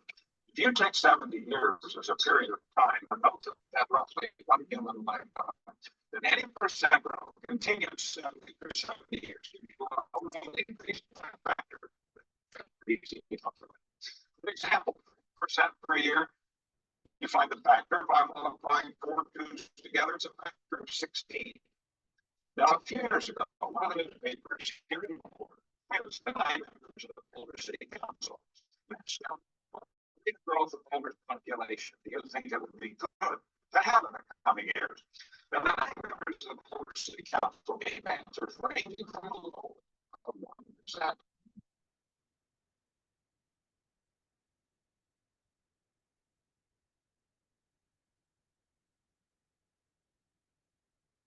Okay. I think most of you couldn't hear the sound better. But what you can do is that you have the slides, later you can watch it, understand it, but we're going to discuss whatever has been said in that particular video. Okay, so this is how we're going to the explanation. It's developed by, said by Bartlett. The greatest shortcoming, sorry, of the human race is our inability to understand the exponential function. And that particular video gave a real life examples about how exponential functions are being appreciated or how they are serious in life, in real life. Can you hear me? Can you hear me? Yeah, we can hear you. Okay. Okay. So in that particular video, he actually mentioned about the fact that if you have a constant growth over a I remember in even evaluation, some of the questions you see that there's a constant growth of maybe 3%, 7%, that each year is more serious than anything because it can double, it's double in a very short time. In 10 years, that particular effect is going to double. And he very cited examples on that particular issues. So he had an example that's in electricity company, you have demand for electricity increased by maybe 7%. So after when that number, that demand 7% every year, demand of electricity increased by 7%. So what time will it take us for that particular demand, that 7% increase in demand, double itself? So at the time to double itself, you realize that the demand will be so huge. That's why it will make you appreciate that constant or exponential appreciation of that particular demand. So this particular subsequent slide, we're going to look at it from a perspective that we have a bacteria in our body. We have a bacteria in our body. So the exponential function is used to describe any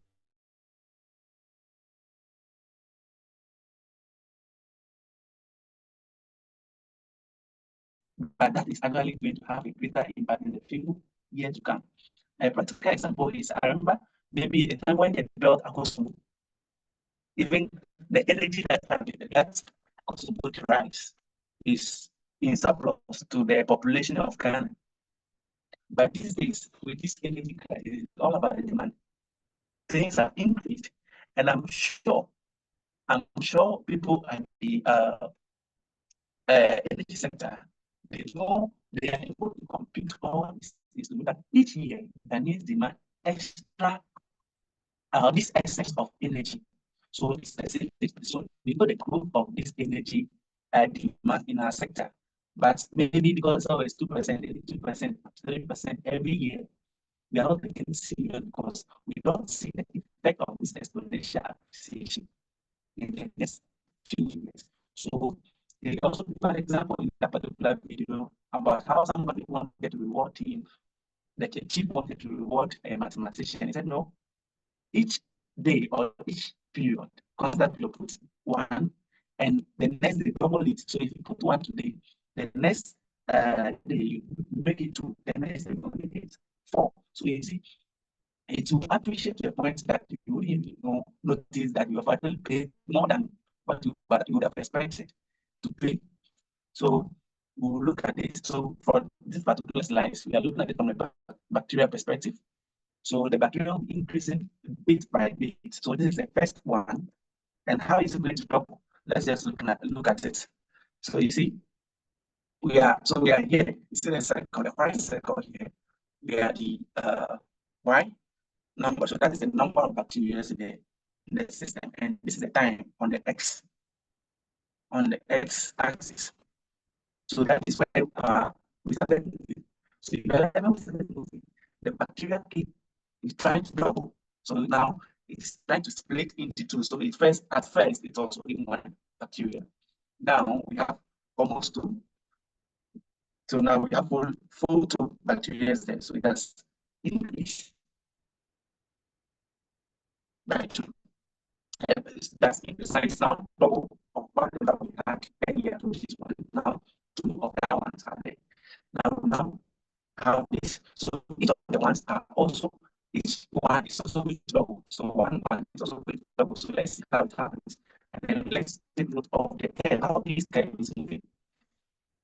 You see, so as the curve is, as your time increases, you see that the first bacteria you have only two, and the bacteria increase to 4. So that is the doubling effect of this particular thing. So the exponential function or exponential equation helps to understand how things can double in a very short while, which we need to actually appreciate, take note of. Like the example we said in the video, since we couldn't hear it or can listen to it later on. And that is thing that is what allows people to plan ahead of the future, which most of our institutions are not doing. Shouldn't have even been facing energy crisis, because as at the time we even had energy surplus. These are the things we doing. Okay, if it is increasing steadily, if the demand population is increasing, industries are not coming to the country. So the demand for energy will increase. What's the trend of the demand of energy over the period? So look at it and look at it in 10 years' time. By 10, maybe increase by this particular percentage. So therefore, yes, be preparing towards this particular demand. When we get there, that is what this is developed country to. They plan ahead by using the data. What you do is the data. What has been the trend? What over the past 10 years? What has been the demand for energy? You look at that. If then you look at the doubling effect of that particular demand. If it has increased by 50%, in what year will this demand double, and how should we prepare towards it? These are how these kind of things are being used in society, in the real world, to solve problems. It's not just by knowing that exponential function is this, exponential function is that. These are the things that they help you to address issues, even in your own company. If your utilities, your is increasing every day by 2%, 2%. If you are using something for maybe everything, the demand is 2%. In some few years, how long will it take that increase of demand double? So you know that okay, in 2035, the demand will double. So therefore, I have to prepare towards to meet that particular thing. This is what the exponential function helps you to understand, to appreciate, apply all those things wherever you find yourself, whatever you're doing, understand what is happening, to be able to prepare and then meet that. That is why we are always facing themselves, because we don't are not planning ahead. We are not using the data that we have to make more decisions, to get things that will help. Because population we almost 34 million. Most of the company were not up to anything. But we are afraid of energy issues because we felt like, oh, the housing that was enough. So we decided that exactly what we do. So you can look at this exponential. So you see, so this PowerPoint, you realize that when you leave further again, this form will now double again.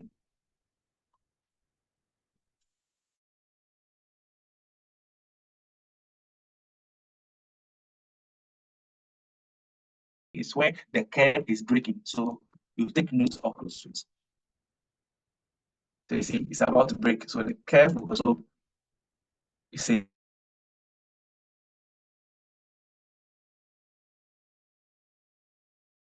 so the accumulated demand or increase in something will cause that the particular event.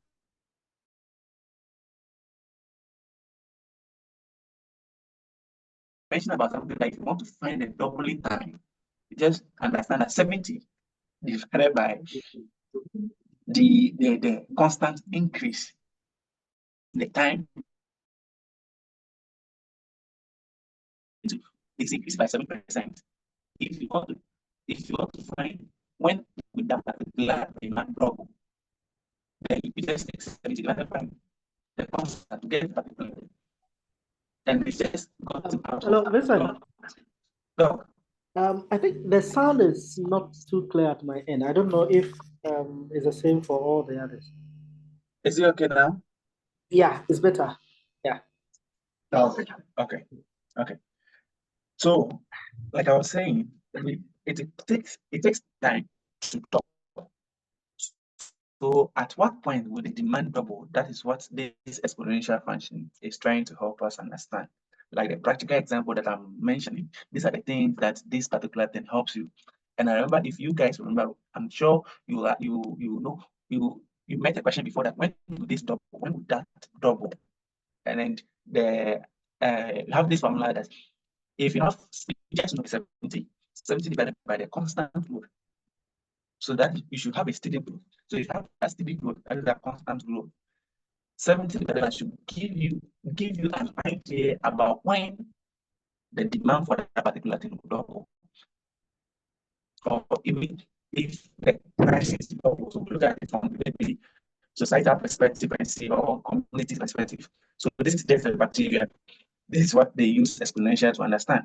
So at a point, they get to understand, at what time would the bacteria in the body or in the particular object increase over time. So they know when it will double. They know when to at each point. So that's what gives you the curve. So at each curve break, this break, that is where the bacteria doubles and stuff to this point.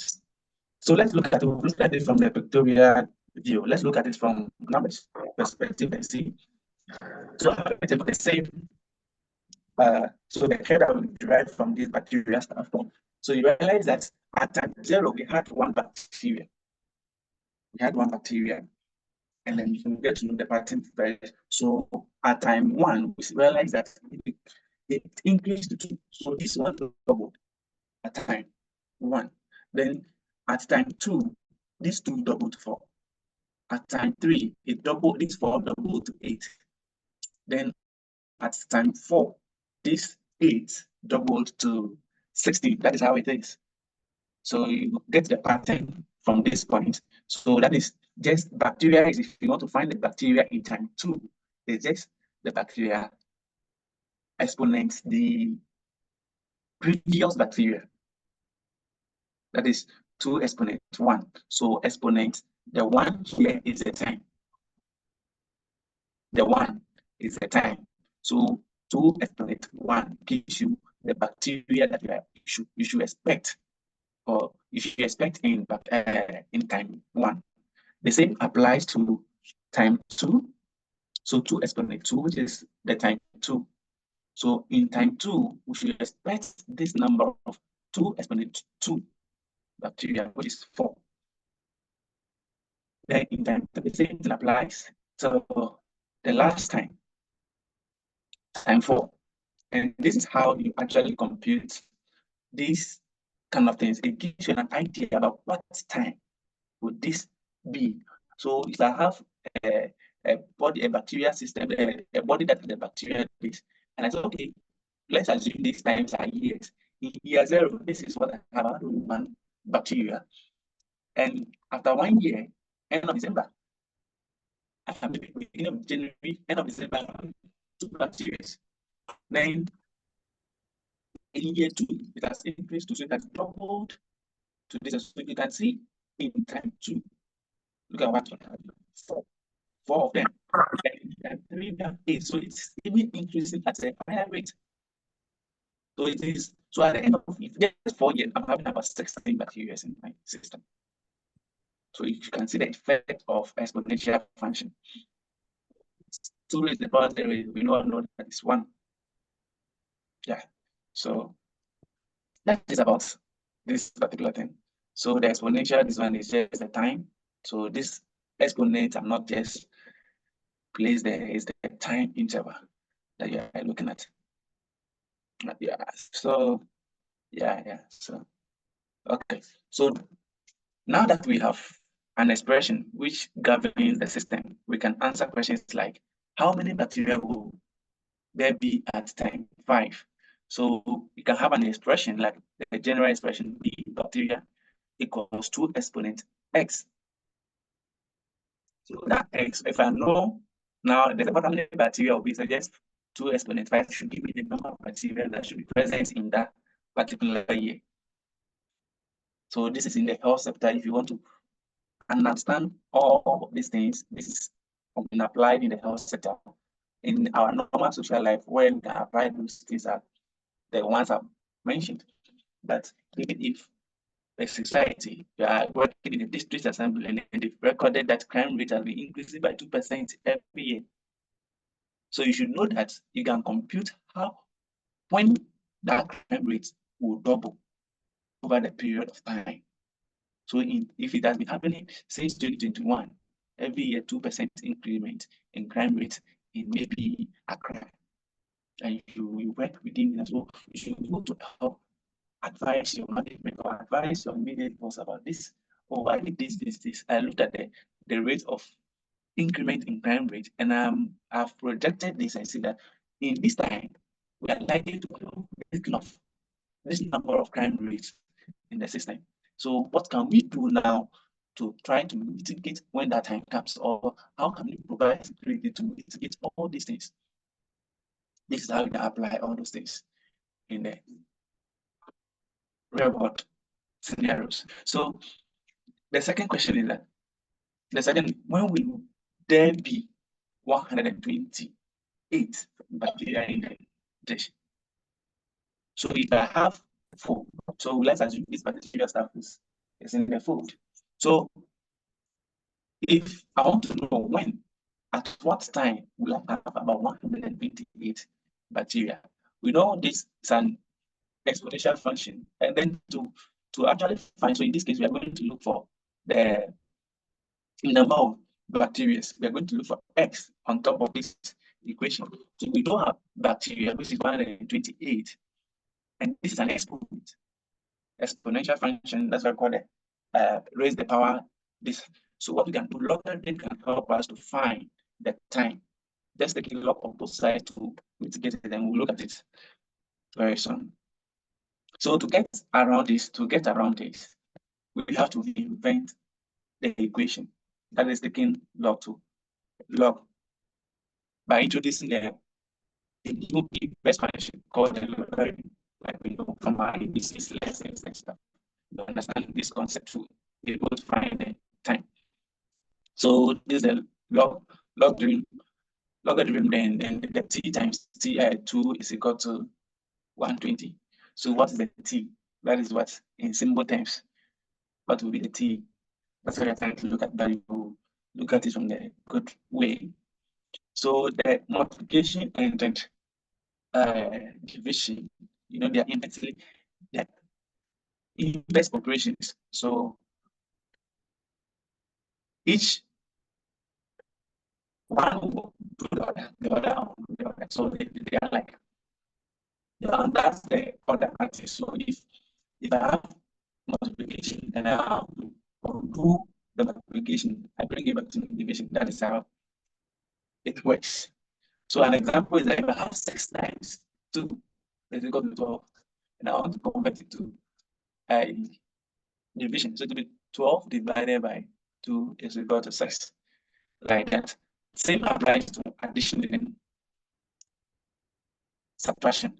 And these are just basic indices laws and stuff. So if you don't understand this, you can actually visit your logarithm and indices notes to appreciate it more.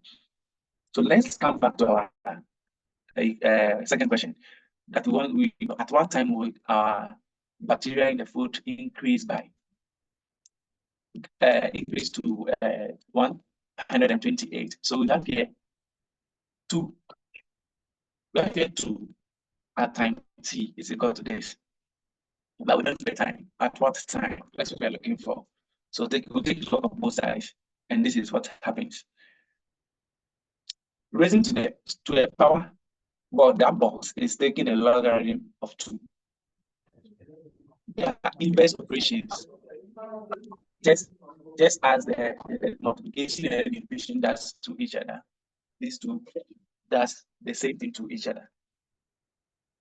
So an example is this: when you take log of cosine of equal to 4, so you should know which one is a power, which one is equal to that.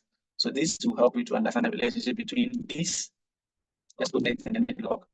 These are just basic indices, and then logarithm remaining stuff. So back to our question. So based on the base does not have to be 2 always. So there can be any base at all that you want. So we have 3 exponent 5, then you have a base of 3, all those things. They have 4 exponent something, then you have a base of 4 stuff.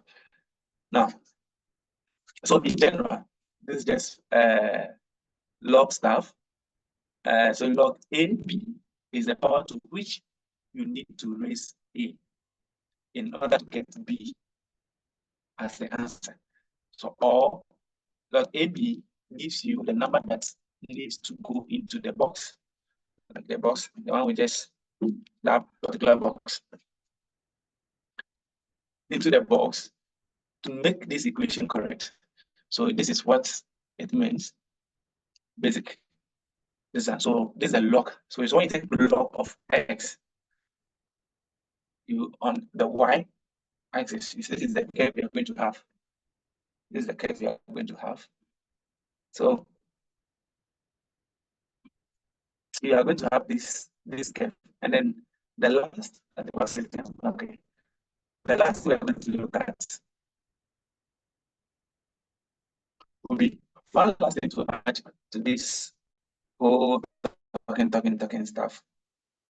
Be that growth by fixed. So we should note that if you want to use exponential function, or you want to look at the exponential relationship between growth by, there should be a growth by a fraction and the constant window time. So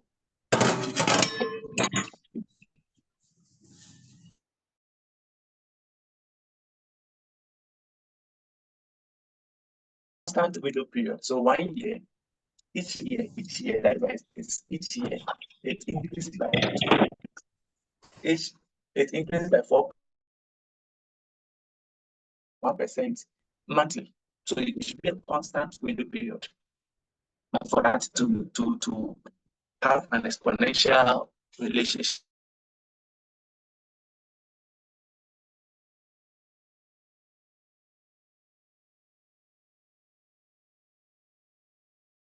%7 per year.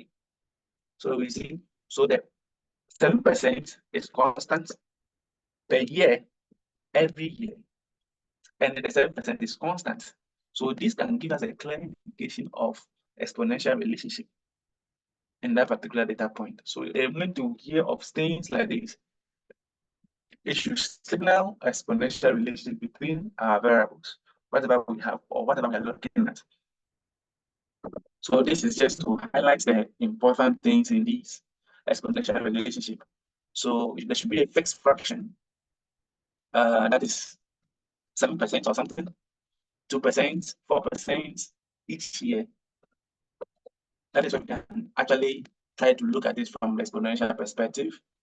So assuming to the example that violence in cities increased by 7% every year. So the 7% now becomes that fixed fraction that we're talking about. Now, the other important thing that I mentioned earlier, that is a constant window period. Like there should be a constant period that these particular things are happening. So each year, each month, quarterly, semi-annual, all those things are the constant window periods that we are referring by here. So every 2 years, this increased by 10%. Every 4 years, every 2 years, it increased every 2 years, every 5 years, every 10 years, this is what happens. So it means you have a constant window period, and then you have a constant fraction of effect. So over here, so you will realize that growth by fixed fraction, and then this one that we have a formula y, which is equal to c times 1.07. This 1.60 is just 100%, and the appreciation in the another the 5% increment that gives you the actual increase in y. So this is the c. We'll see it very soon. So over here we see the y to be the crime rate in year x. So in year 1, that is what happened.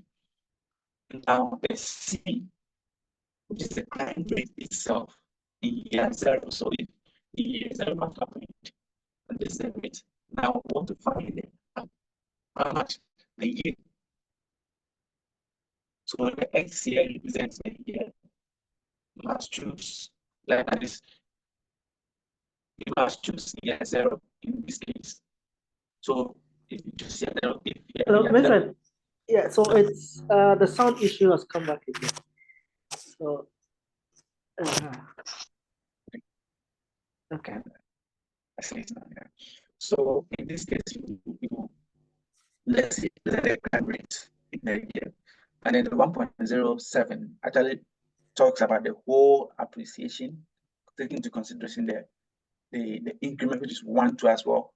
Sometimes when you want to find the increment, if it's something increased by 2%, and then you know if you want to find the increment at that particular, the next period, time period, then you can just take the absolute 1 point. This one, if you want to find the decrease, then you have to subtract the 0.7 from it. As we all know in valuation stuff, if there has been an increment and you want to find the next one, you don't have to do one, come and add the stuff. This is just for that illustration. So we have, at the end of the day, we'll have a formula, like exponential formula like this. Y is equal to c, which you know the rate if you're talking about the violence stuff, then the a exponent x. So let's look at how in the real world, what happened when we talk about exponential stuff. People tend to appreciate it more, what they actually used to do. So at the end of the day, you see, here's what it said, reverse cap.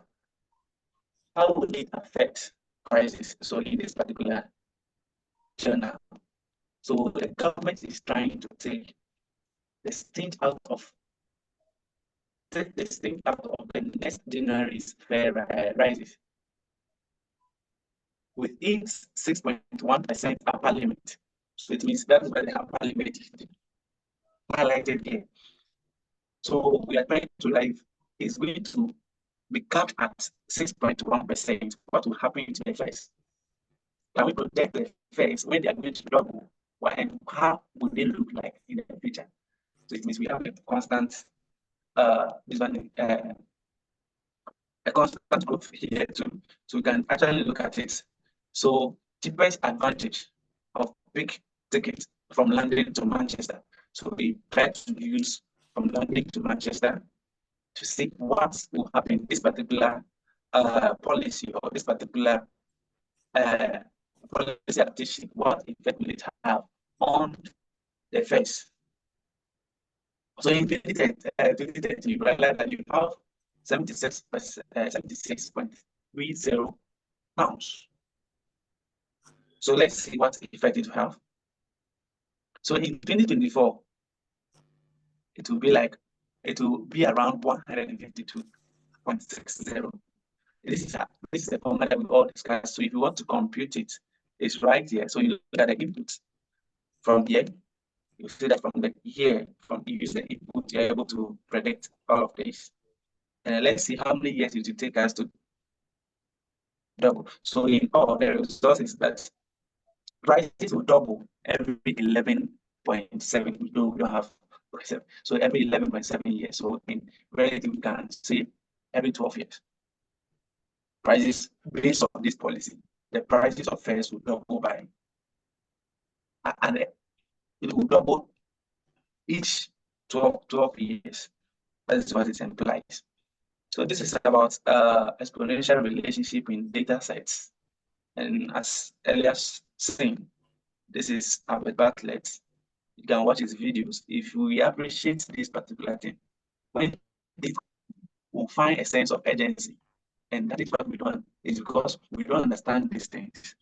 That is why if we hear of crime has increased by 2%, has been increased by 2% every year, we are not concerned. We don't get bothered because we don't understand what the power exponential function can actually cause or what it can, the magnitude of its effect in the future. But societies that understand these things will actually take it serious. A typical example is, I keep saying, the electricity company of Ghana. The issue of exponential function, I think, it should be much appreciated. They can holding all that factors constant, rather than things that maybe they know and then they are not doing it. But if we appreciate this, when things are happening, we'll be much more concerned because we understand this concept. That is why Bartlett came out with this particular saying that shortcomings is our inability to understand the exponential function, how they have effect on our society, in our lives, in our businesses. So just a quick recap on this particular exponential. These are the curves. These curves are just to give you a fair knowledge, or sorry, fair knowledge of, if you see a curve, what kind of curve is it? You should understand, appreciate when you plot your data set and you see these kind of shapes. You should be able to appreciate the type of or the relationship in your data set. So, like I mentioned, one is the inverse of the other. So you see the exponential and the logarithm. You realize that one is the inverse of the other. This one, they say the stomach is showing, and this one the back is showing. So you just have to know where and where to or what you can use to differentiate them. I mentioned this earlier on too. So when anything got to, we are looking at linear relationship. When it's looking like this, then we are looking at sublinear, which is the same as power law. That's superlinear. Is one n is greater than 1 power law. So another way to look at this thing is trying to use logarithm to strengthen curves. So let's look at how it will look like. So this is the exponential curve. So we take log of them. Let's see what happens to the curve. So we try to bring it to look like a linear curve, and we'll see that application in our Python analysis. We tried when we plot our scatter plot, we know that maybe the data is a bit skewed and we are trying to normalize it a bit. So we'll take logarithm of the variables that we have in our model to try to prove the model a bit. Yeah, so we'll see that application too.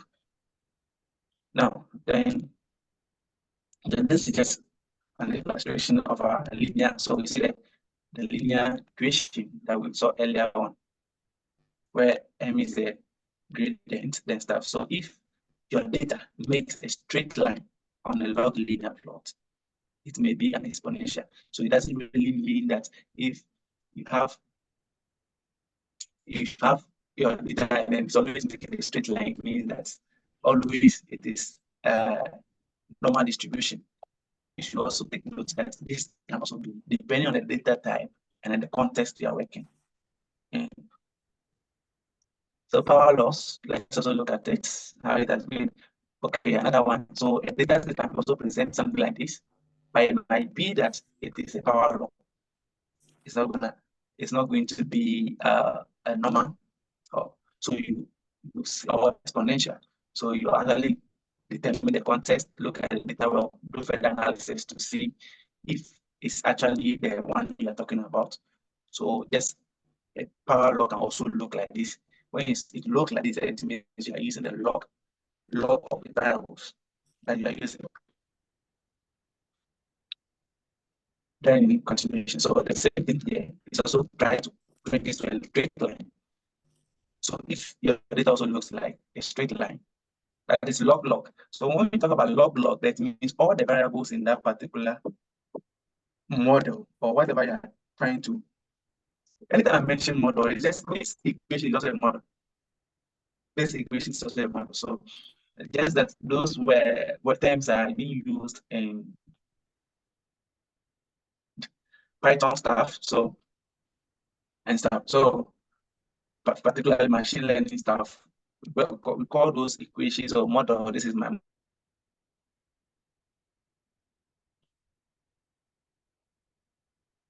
plot. Log means that both, let me come in with a dependent and independent variable. What the variables you are using in your model are logged. Give it a log plot. So whatever, when you say this, don't just conclude that it's a linear. It can be depending on the data type.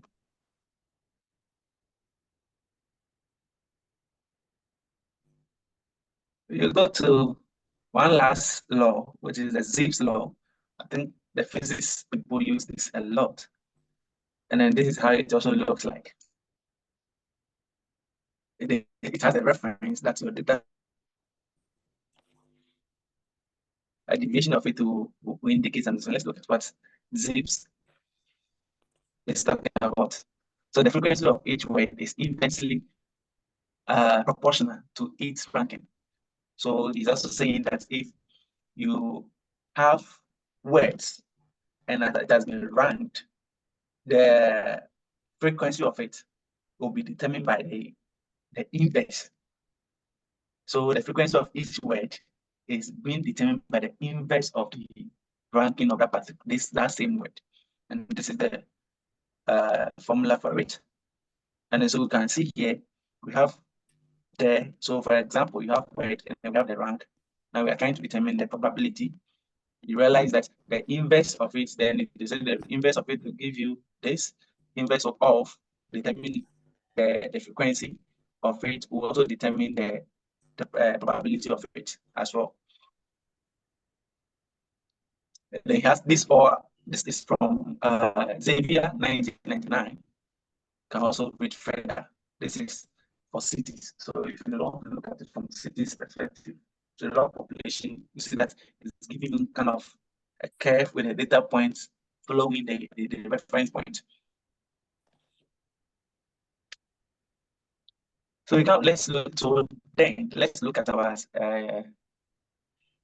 US city population data again and see how the effect of log transformation will change the shapes of our plots.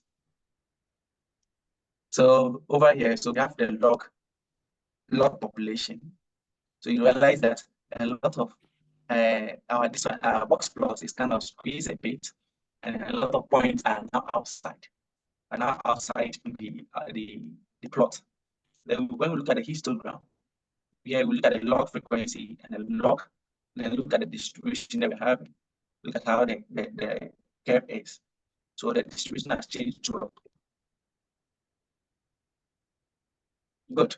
So I think we'll come to the end of our first one. But before we end, the cautions that we can take home, or the takeaway still that we need to be careful about, is that linear relationships are power laws.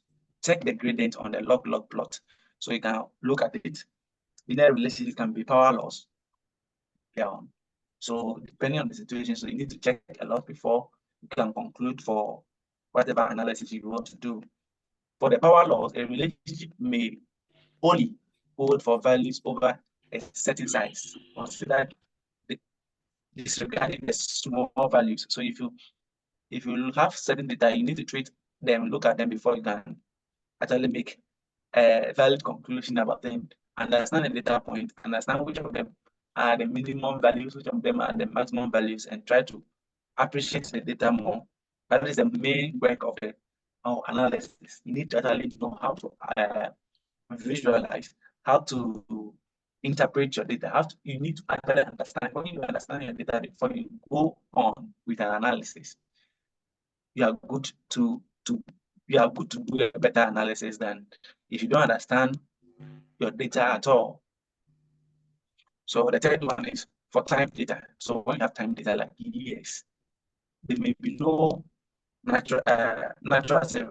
Consider measuring from a sensible base. So for example, if you have data, your data starts in 1900, use years since 1900 is what you have there. So you have to use the years. Don't go be using other things. So if you have like 1900, 1901, those things, you can use the years, and then we'll see how we can do that in you can use the years to visualize our data to as well in Python. Okay, that brings us to the end of the complicated data. Then if you have any question or any contribution, if you have any question, something that you want to understand more, can come with it, please.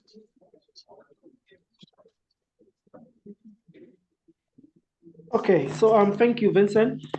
So guys, are there any questions for our facilitator on the presentation he has done so far?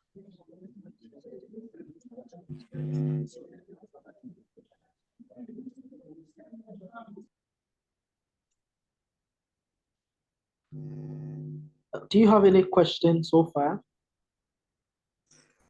Okay, it appears there is no question. So I will suggest, Vincent, Doc?